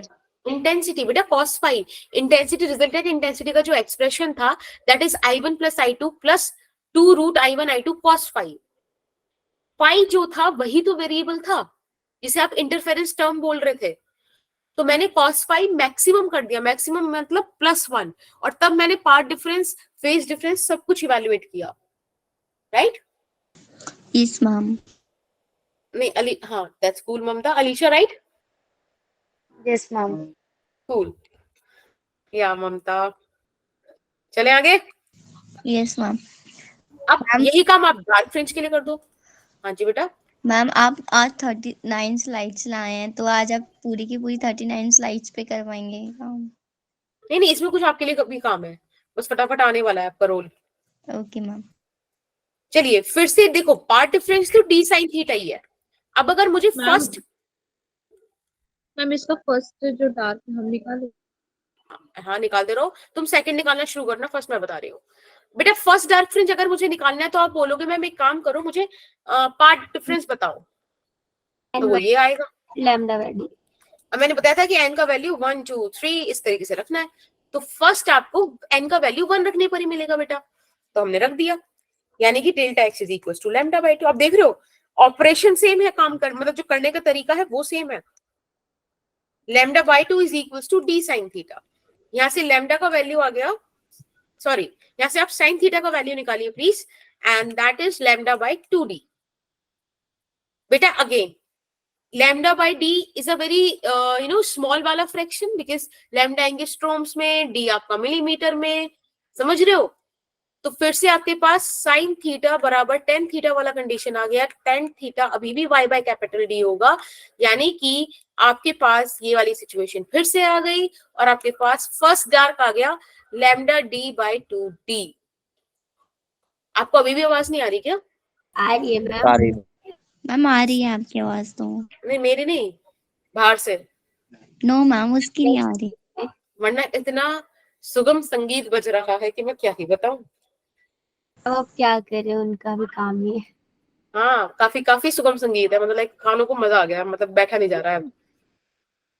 मैम मैं बताऊं सेकंड डार्क का. हाँ एक minute, this is the first dark. मुझे फटाफट से बिल्कुल सब बताओ, सेकंड डार्क का क्या आ रहा है? Ma'am 3 lambda capital d. 3 lambda capital d by 2d. बस अभी रुको यहाँ पे. एक बात बताओ, फर्स्ट ब्राइट आई थी, एक सेंट्रल ब्राइट आई आपकी 0 पर, और first bright I lambda d by D पर, और देखो फर्स्ट डार्क कब आ रहा है? इसके हाफ पर. यानी कि जो मैं आपसे बोल रही थी कि सबसे पहले आपको ब्राइट मिला, फिर यहाँ आपको डार्क, यहाँ डार्क, और फिर से ब्राइट मिलेगा.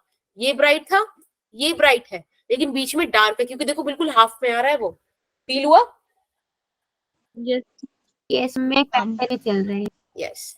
अब बेटा इसी तरीके से हम एक जर्नल एक्सप्रेशन निकाल देते हैं. तो जर्नल एक्सप्रेशन हो जाएगा y of nth dark is equals to 2n minus 1 lambda d by 2 small d. Is that fine? Yes. Yes. फटाफट से आप लोग नोट कर लीजिए, इसके बाद हम आगे चलें. राइट? Yes ma'am. सॉरी यार.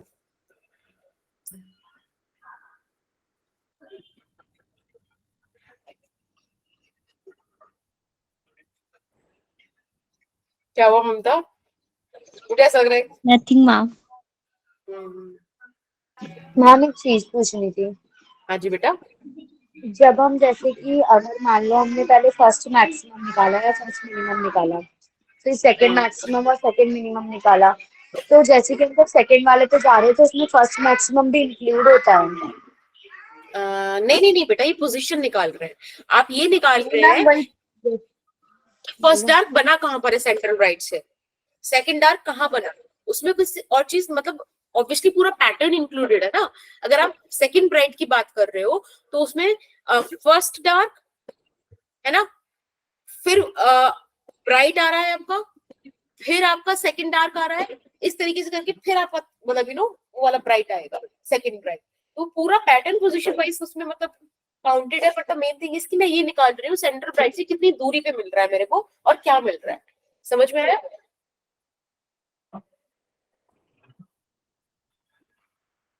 हाँ राइट अलीशा? Yes ma'am. हाँ ओके. आपने लिख लिया ये सब? मैम ये जो आपने वाइट इंक से लिखा है, मतलब वाइट जो भी है मैम, वो भी नोट करना है? हाँ वो तो वही तो एनएक्स वाला है, नीचे रह गया क्या? Yes ma'am. वैसे तो मैम नोट कर लिया था हमने मैम, मुझे दूसरा कुछ न्यू लिखा है. नहीं वो इम्पोर्टेंट है. कर लिया आपने? I'm done. Yes ma'am. Ma'am okay, एक सेकंड रुकना बच्चे यहाँ पे। तो ओके, वो भी जा रहे हैं अब, 1 सेकंड हो गया। बता रही हाँ थी अभी। हाँ हाँ, हो गया, कोई नहीं। ये वाला जो स्लाइड है ना, इसमें सोल्यूशन लिखा है, बट मैं आपको इस पे एक कॉन्सेप्ट बता रही हूँ, ठीक है? Okay ma'am. मैम आप लिख दीजिएगा वहाँ पे। यस ये देखो, ऑप्शंस तो बहुत है हमारे पास। यस मैम, मैंने ये चीज ऑलरेडी एक जगह देखी है, सर कर रहे थे ये चीज। ये ऑप्शन आप करते रहते हैं, क्रिएटिव हाँ तो जी होते हैं, मैम। बच्चों से सीखा है हमने, जो सीखा है कॉन्सेप्ट है यहाँ पर, कॉन्सेप्ट स्लाइड है ये। और यहाँ पे मैं आपको बता रही हूँ फ्रिंज पर, राइट? आप लोगों को दिक्कत ना हो नोट्स पढ़ने में, इसलिए मैं आपके लिए स्लाइड का नंबर भी लिख देती हूँ। एक सेकंड रुकिएगा बस। we will practice it together. This is your 21st slide, right? और ये हो जाएगी आपकी 22nd स्लाइड, ठीक है? Yes okay, yes ma'am. अब देखो बेटा, मैम ये लास्ट टॉपिक है। हाँ ये फ्रिंज बिट आज का लास्ट टॉपिक है, फिर इसमें कुछ क्वेश्चंस है और फिर होमवर्क है और फिर बाय है। अब फ्रिंज बिट देखो, मैं आपसे क्या रही थी, देखो एक सिंपल सा बात समझना, बहुत प्यारी सी बात है, जैसे कि एक छोटी सी स्क्रीन में बना रही हूँ अभी आपके लिए, ठीक है? इस स्क्रीन पे मैंने आपसे बोला कि आपको यहाँ बिल्कुल बीच में मिलेगा सेंट्रल ब्राइट, ठीक है? फिर आपको मिलेगा एक बीच में मिला आपको डार्क फ्रिंज, फिर इधर आपको डार्क फ्रिंज मिला और उसके बाद आपको फिर से ब्राइट मिला, फिर सिमिलरली आपको इस तरीके से मिलता रहा, ठीक है? भले मैं आपको यहाँ पे ब्लैक नहीं बना के दिखा पा रही, अगर व्हाइट स्क्रीन होती तो ब्लैक बना के दिखा देती, पर फिलहाल आपको जो समझना है कि कुछ इस तरीके का पैटर्न आपको देखने मिलता है कि सबसे पहले आपको मिला, मुझे सेंट्रल ब्राइट ही नहीं पता कौन सी थी, तो ये सेंट्रल ब्राइट थी, this is first bright, this is second bright, this is third bright and this is fourth bright. Same pattern इधर भी एग्जिस्ट करता है। अब इसी में आप देखो ध्यान से, जो सेंट्रल ब्राइट है इसके जस्ट बराबर में ये आपको फर्स्ट डार्क मिला, ये सेकेंड डार्क मिला, ये थर्ड डार्क मिला और ये फोर्थ डार्क मिला। समझ में आ रहा है? इस तरीके से ये पैटर्न मिलता है इंटरफेरेंस का। अब मुझे ये निकालना है कि फ्रिंज विड्थ क्या है। अब द क्वेश्चन इज कि मैम फ्रिंज क्या होता है? तो बेटा फ्रिंज ये है आपकी ब्राइट फ्रिंज, ये है आपकी डार्क फ्रिंज, ठीक है? अब मतलब ये जो आपको ऐसा एक पैटर्न मिला ना, जैसे ये डार्क फ्रिंज है, ये पूरा डार्क रीजन है ना, ये है आपका फ्रिंज। इसकी विड्थ कितनी है उसको बीटा बोलते हैं, ठीक है? हम अब इस बीटा को कैलकुलेट करेंगे। तो मुझे नहीं पता आपने ये चीज नोटिस करी नहीं करी, पर आपको बीटा जो ब्राइट, सॉरी आपके पास जो y आया था ब्राइट के लिए, यस मैम। वो आया था आपके पास n लैम्डा बाई d, ये आया था। Yes ma'am. और y फॉर डार्क आया था आपके पास 2n minus 1 lambda d by 2d, right? Yes ma'am. एक बात बताओ, अगर मुझे डार्क फ्रिंज निकालनी है, डार्क फ्रिंज के लिए बीटा आएगा और यहाँ पे डार्क, तो क्या वो y n bright minus y n minus 1 bright नहीं होगा? कैसे? है ना? Yes, ma'am. जैसे कि आप ये, मुझे अगर चाहिए सपोज फर्स्ट डार्क की चलो ये सोच लो, थर्ड डार्क चाहिए मुझे, इसका विड्थ चाहिए, तो भाई ये वाला विड्थ और ये वाला विड्थ में माइनस कर दूं, क्योंकि सब चीजें सेंट्रल ब्राइट से आप निकालते हो, है ना? सारा फॉर्मूला सेंट्रल ब्राइट से तो है ये। बढ़िया, चलो बेटा y n ब्राइट क्या है आपके पास? n की जगह आप मतलब n ही रख दो, तो ये इस तरीके से आ जाएगा। n माइनस 1 के लिए इस तरीके से आ जाएगा। यहाँ पे आप lambda d by D common ले लीजिए, ये n माइनस n प्लस 1, यानी कि ये आया आपके पास lambda d by small d। सही बात? This is the beta dark. Okay? हाँ मनीषा? मैम ये समझ नहीं आया ये बीटा डार्क का। बेटा बिल्कुल ऐसे समझो जैसे कि ये पूरा आपका स्क्रीन है, ये यहाँ से सेंट्रल ब्राइट है, मैंने बोला आपको कि ये आपका लेट्स से कोई डार्क फ्रिंज है, तो एक बात बताओ, अगर ये डार्क फ्रिंज है तो इससे पहले ब्राइट बना होगा और यहाँ ब्राइट बना होगा, तो अगर आप सेंट्रल ब्राइट से इस वाले ब्राइट और माइनस इस वाले ब्राइट को कर दो, मतलब बड़े वाले ब्राइट से छोटे वाले ब्राइट का डिस्टेंस माइनस कर दो, तो क्या आपको डार्क की विड्थ नहीं मिल जाएगी? यस मैम, है ना? अगर ये 5 सेंटीमीटर है, वैसे सेंटीमीटर में नहीं होता, ये 10 सेंटीमीटर है, तो आपको ये 5 सेंटीमीटर मिल गया ना? यस तो वही चीज मैं बोल रही हूँ, ओके मैम। है ना? बस सिंपल सी बात है कि दो डार्क के बीच ब्राइट फ्रिंज एक होगी और एक डार्क होगी दो ब्राइट के बीच। अब ऐसे बीटा डार्क आया, अब ऐसे ही अपन निकाल सकते हैं बीटा ब्राइट। और बीटा ब्राइट निकालने के लिए आप कहोगे कि ma'am y n dark minus y n minus 1 dark, ठीक है? डार्क का फॉर्मूला भी आपके पास है, आप यहाँ पे वैल्यूज पुट कर दो, एन की जगह पुट कर दो एन ही, तो ये आ जाएगा lambda d by 2d minus, अब इस n की जगह आपको n माइनस 1 पुट करना है, तो आई गेस आपको 2n माइनस 3 मिल रहा है, if I am not wrong. Yes ma'am. And then lambda d by 2d, again lambda d by 2d तो कॉमन आ गया, और इधर आपके पास बचा 2n माइनस 2n कैंसिल, देखो माइनस 1 प्लस 3 यानी कि 2 बचा, 2 से 2 कैंसिल, और ये आ गया आपके पास लैम्डा डी बाई डी। इसका मतलब कि बीटा डार्क और बीटा ब्राइट दोनों का ही विड्थ सेम है, यानी कि कोई फर्क नहीं पड़ता कि डार्क बन रही है कि ब्राइट बन रही है, fringe width lambda d by small d ही होती है। याद रखेंगे? Yes ma'am.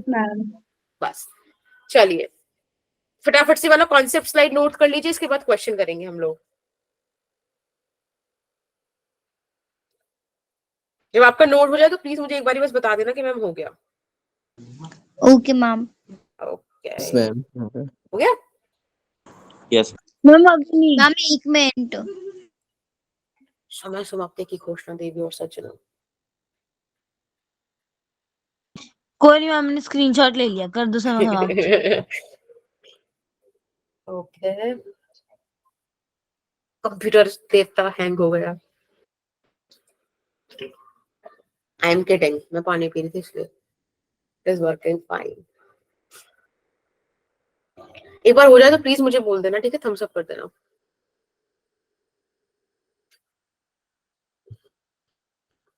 आप में से किसी के पास लेजर लाइट है? नहीं पड़ेगी। No ma'am. है मैम, तो वो छोटी सी लाइट होती है वही ना? भावना एक काम करना, भावना एक काम करना, एक चीज करके देखना। Yes ma'am. कि आप ना एक कमरे में लाइक जैसे दीवार है ना, कोई दीवार व्हाइट पेंट हो या ब्लैक पेंट नहीं होता, मतलब लाइक जो भी पेंट हो रहा है प्लेन हो, मतलब आप ना उसके लेजर के सामने ना अपने एक बाल को तोड़ के रखना, ठीक है? लेजर के सामने कोशिश करना कि लेजर लाइट उस बाल से क्रॉस करे, और फिर आप मुझे बताना दीवार पे आपको क्या दिखा। अगर आपको डॉट डॉट डॉट ऐसे कुछ दिखा तो फिर आप वो एक्सपेरिमेंट लाइव क्लास में करके दिखाना, ठीक है? भूत नहीं दिखेगा। दिखेगा ही नहीं, मैंने किया ही नहीं, दिखता। और अगर ये सब नहीं डिफ्रैक्शन पैटर्न दिखेगा आपको, ऐसा कुछ दिखेगा। वो तो ब्लेड से करते हैं ना डिफ्रैक्शन। अरे नहीं, ऐसे ही हो जाएगा। देखो ऐसा कुछ दिखेगा इस तरीके का, ठीक है? सिंगल बाल। हाँ बिल्कुल बिल्कुल, क्योंकि वो उसके डायमीटर मतलब उसके हिसाब का होगा ना। मैम बस बाल ही ले सकते हैं और कुछ नहीं?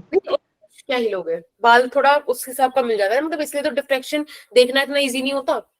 और वरना फिर मैं आपको एक तरीका बताऊंगी, वरना फिर मैं एक वीडियो शूट करूंगी और वो थोड़ा सा पानी और बाल का कॉम्बिनेशन है, कि मेरे पास लेजर लाइट नहीं है तो मुझे व्हाइट लाइट से करना पड़ जाएगा, ठीक है? Okay ma'am. चलिए अब एक क्वेश्चन है, ये साथ में करते हैं। यहाँ पे मुझे बोला लेजर लाइट है एक, उसका वेवलेंथ दे रखा है 630 नैनोमीटर, ठीक है? एक पेयर ऑफ स्लिट पे वो इंसिडेंट हो रही है और इंटरफेरेंस पैटर्न मुझको शो हो रहा है। ब्राइट फ्रिंज उन्होंने बोला 8.1 नैनोमीटर दूर है। फिर मैंने एक दूसरी लाइट ले ली, देखो यहाँ पे मैंने वेवलेंथ चेंज कर दी, और दूसरी लाइट के लिए जो फ्रिंज विड्थ है वो 7.2 नैनोमीटर है। वेवलेंथ पूछा है सेकेंड लाइट का। मैंने ना तो स्क्रीन चेंज करी है ना स्लिट चेंज करी है, ठीक है? इसका मतलब क्या हुआ, आपके पास बीटा जो होता है वो होता है lambda d by small D, right? Yes ma'am.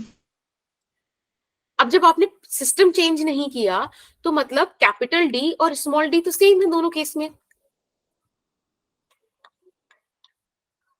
Yes ma'am. Right. अगर बेटा ये सेम है तो beta is directly proportional to lambda आ गया ना। इन दैट केस आपको simple beta 1 by beta 2 is equals to lambda 1 by lambda 2 रखना है। बीटा 1 आपको 8.1 नैनोमीटर दे रखा है गेस, हाँ, और दूसरा आपको 7.2 दे रखा है। लैम्डा 1 आपको 630 नैनोमीटर दे रखा है और दूसरा आपसे पूछा जा रहा है। सॉल्व करते हैं। पॉइंट पॉइंट हटाया, 999 988 97।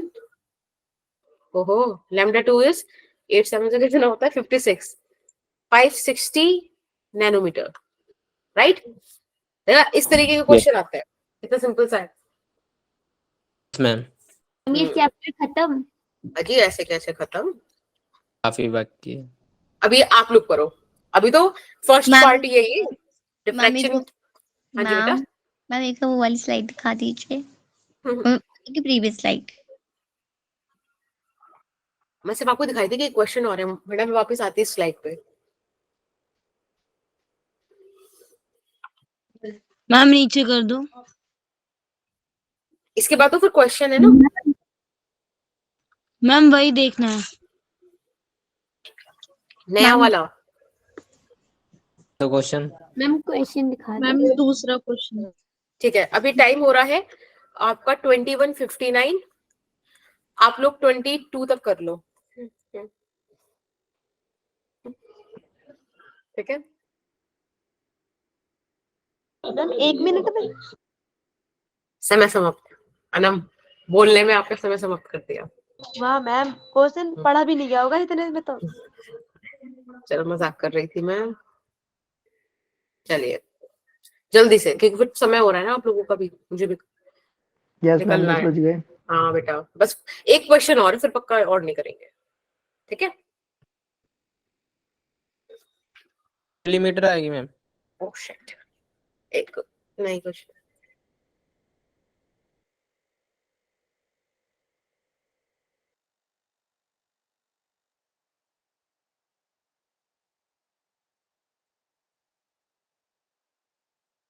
हाँ जी, आंसर आया। बना मैम। 1 मिलीमीटर। बेटा एक Yes. बार फिर से देखो, वन। सबका 1 आ रहा है सबका। Yes ma'am. ओके मैम बना आ रहा है।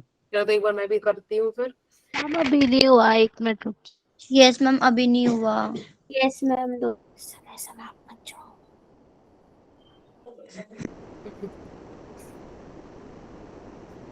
मैम मैम इसमें ये दिया separation between the slits is double, इसका इफेक्ट पड़ेगा? मेरा 1.5 आ रहा है। ओके वेरी गुड बच्चे। इसका मतलब ये नहीं कि सही है, लेकिन आपने अलग बताया, वो मेरे को अच्छा लगा। मैम इसका इफेक्ट पड़ेगा? अब मैं बता रही हूँ, हाँ देखो हर चीज का इफेक्ट है। यहाँ पे बोला एक हमारे पास येलो लाइट है जिसका वेवलेंथ 6000 एंगस्ट्रॉम है, जो कि फ्रिंज विड्थ 0.8 मिलीमीटर का प्रोड्यूस कर रहा है। YDSC is Young's double slit experiment. हमसे पूछा है कि फ्रिंज विड्थ क्या होगी अगर लाइट सोर्स को हम रिप्लेस कर दें एक मोनोक्रोमेटिक सोर्स जिसका वेवलेंथ आपको ये गिवन है, तो तब सेपरेशन बिटवीन द मिलीमीटर आ रहा है इसका। मैम 1 आ रहा है। And the separation between the slits is double. Okay, slit के बीच का सेपरेशन भी दूसरे केस में डबल कर दिया है। अब आपको फर्स्ट केस के हिसाब से जो लैम्डा 1 दिया हुआ है वो दिया हुआ है 6000 एंगस्ट्रॉम। इसका फ्रिंज विड्थ कितना दिया हुआ है? 0.8 मिलीमीटर। 0.8 और बेटा इस टाइम फ्रिंज जो स्लिट विड्थ है दैट इज डी। डी। फिर लैम्डा 2 है आपके पास 7500 एंगस्ट्रॉम। फ्रिंज विड्थ कितनी है निकालनी है, और Yes, इस टाइम स्लिट विड्थ हो गई 2D। ठीक है, आपको पता है कि जो फॉर्मूला हमको यूज करना है that formula is beta is equals to this ma'am lambda d by d. Ma'am capital d होगा ना? हाँ मुझे लगा मैंने उल्टा कर दिया। नहीं मैम, तो बीटा 1 आप निकालोगे, it would be lambda 1 D. देखो हमने कैपिटल डी कुछ चेंज नहीं किया, अपॉन डी। ठीक है, अब बीटा 2 निकालोगे, it would be lambda 2 capital D by 2D। तो जब मैं बीटा 1 बाई बीटा 2 करूं, है ना, तो उसमें जो चीजें कट जाएंगी तो बेटर है कि कटी जाए वो ना। तो यहाँ पे lambda 1 by 2, sorry lambda 1 by lambda 2 into 2 बचा, इस तरीके से। ठीक है, यस अब मैम। आपके पास बीटा 1 है 0.8, बीटा 2 आपको चाहिए लैम्डा 1 है आपके पास 6000 और लैम्डा 2 है आपके पास 75 एंड यहाँ पे 2 हो जाएगा। मैम ऐसे ही किया, 2 नहीं लगाया तो बस। कोई ये जो डायरेक्ट सॉल्व काट करता दिया है क्योंकि Two मैम हो रिप्लाई नहीं की। 5 से जरा सॉल्व करना।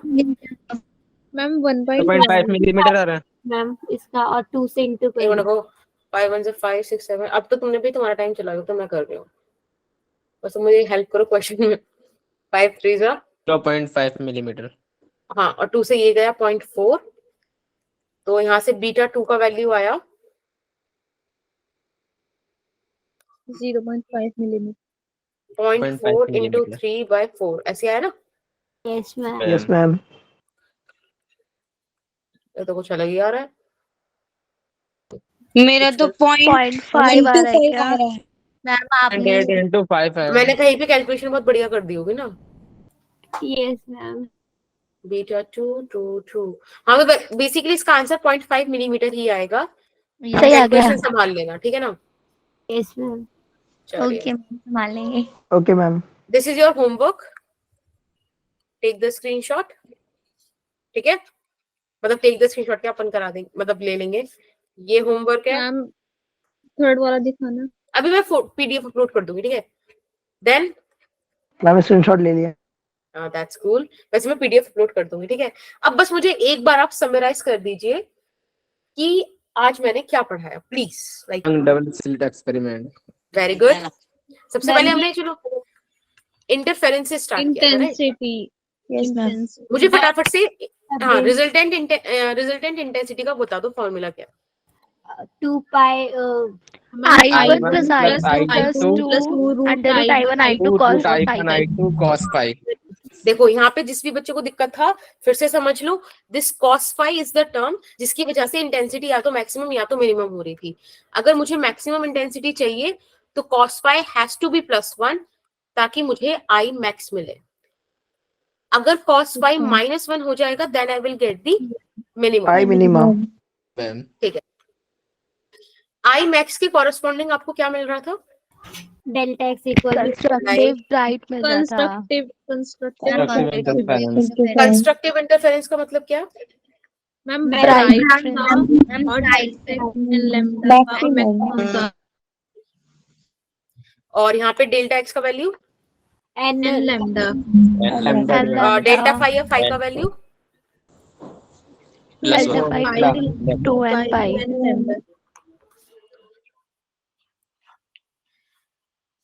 लेट्स चेंज द कलर ज्यादा फ्लो में बना दिया था। आई मिनिमम के अबाउट क्या मिला था मुझे। Destructive interference. Destructive dark. Delta x equal में lambda by 2 n - 1। Very good. अच्छा डेल्टा एक्स क्या आया था वाई डीएससी में। मैम मतलब फर्स्ट के लिए Lambda by 2n minus 1. अगर मैं आपसे पूछूं पोजीशन ऑफ ब्राइट क्या था nth bright -1 n lambda capital D upon lambda divided D by D। Small y d. Dark ये भी यही था। 2n - 1 Sorry, 2n. 2n - 2n lambda minus D 1. by 2D। Small 2d. और बच्चों beta का value क्या आया था। Lambda D Lambda by capital small d. Very nice. अब हुआ रिवीजन कंप्लीट। अब आपके लिए थोड़ा सा टिप्स एंड रिसोर्सेज हैं कि सबसे पहले प्लीज इसका फॉर्मूला शीट बना लेना क्योंकि आपने खुद देखा कि यहाँ पर डायरेक्ट फॉर्मूला पे क्वेश्चंस थे, डायरेक्ट इंटेंसिटी पे क्वेश्चन है, डायरेक्ट आपका पार्ट डिफरेंस फेज डिफरेंस पे क्वेश्चन है। दूसरा वो आपसे लाइन पूछ ही नहीं रहा, आपको beta lambda d by D पता है, उसी पे देखो क्वेश्चंस है। ठीक है बाकी रिसोर्स के लिए शीट है आपके पास नोट्स के लिए, वहां पे एक ई बुक्स का सेक्शन है, उसमें काफी सारे पीडीएफ्स काफी सारी बुक्स अपलोडेड है। ठीक है और कुछ सैंपल पेपर्स भी हैं, आप चेक करो और एनसीईआरटी जरूर पढ़ो। ठीक है कल हम पढ़ेंगे diffraction of light and young's double slit experiment में हम पढ़ेंगे बेटा intensity distribution curve. But ma'am कल तो रिवीजन क्लास होगी हाँ ना। कल से मेरा मतलब है जब भी मिलेंगे। Next this is your homework. 4 question है, first question, second question, third question, fourth question. Ma'am मैं एक फीडबैक देना चाहूंगी। प्लीज। मैम जैसे कि आप जैसे कि कोई लेक्चर करवाते देन आप लास्ट में नमस्ते मैम। मॉड्यूल के क्वेश्चन ऐड करते हैं मैम, वो बहुत हेल्पफुल रहते हैं मैम, बिकॉज ना हम वैसे तो मैम करते नहीं है मॉड्यूल मैम, उतना टाइम नहीं हो पाता हमारे पास मैम, जब हमारा एम्प्टी होता है तो उस टाइम करने बैठते तो हो नहीं पाता और समझ में भी नहीं आता, बट मैम ऐसे करते हैं ना मैम तो उससे क्वेश्चन भी हो रहे हैं हमारे साथ के साथ, वो कॉन्सेप्ट भी क्लियर हो रहा है। Okay, thank you so much, it means a lot. और अब आपने बोल दिया तो पक्का मैं अगर कहीं कोई स्लाइड में मिस कर दूं तो मैं अब उसे जरूर ऐड कर दूंगी। ठीक है, thank you. Bye ma'am. Bye ma'am, good night. Good night, good night बच्चा, थैंक यू सो मच। हाँ, ओके बाय। मैम मुझे कुछ पूछना है आपसे। हाँ जी, पूछिए। मैम मैम अगर रिकॉर्डिंग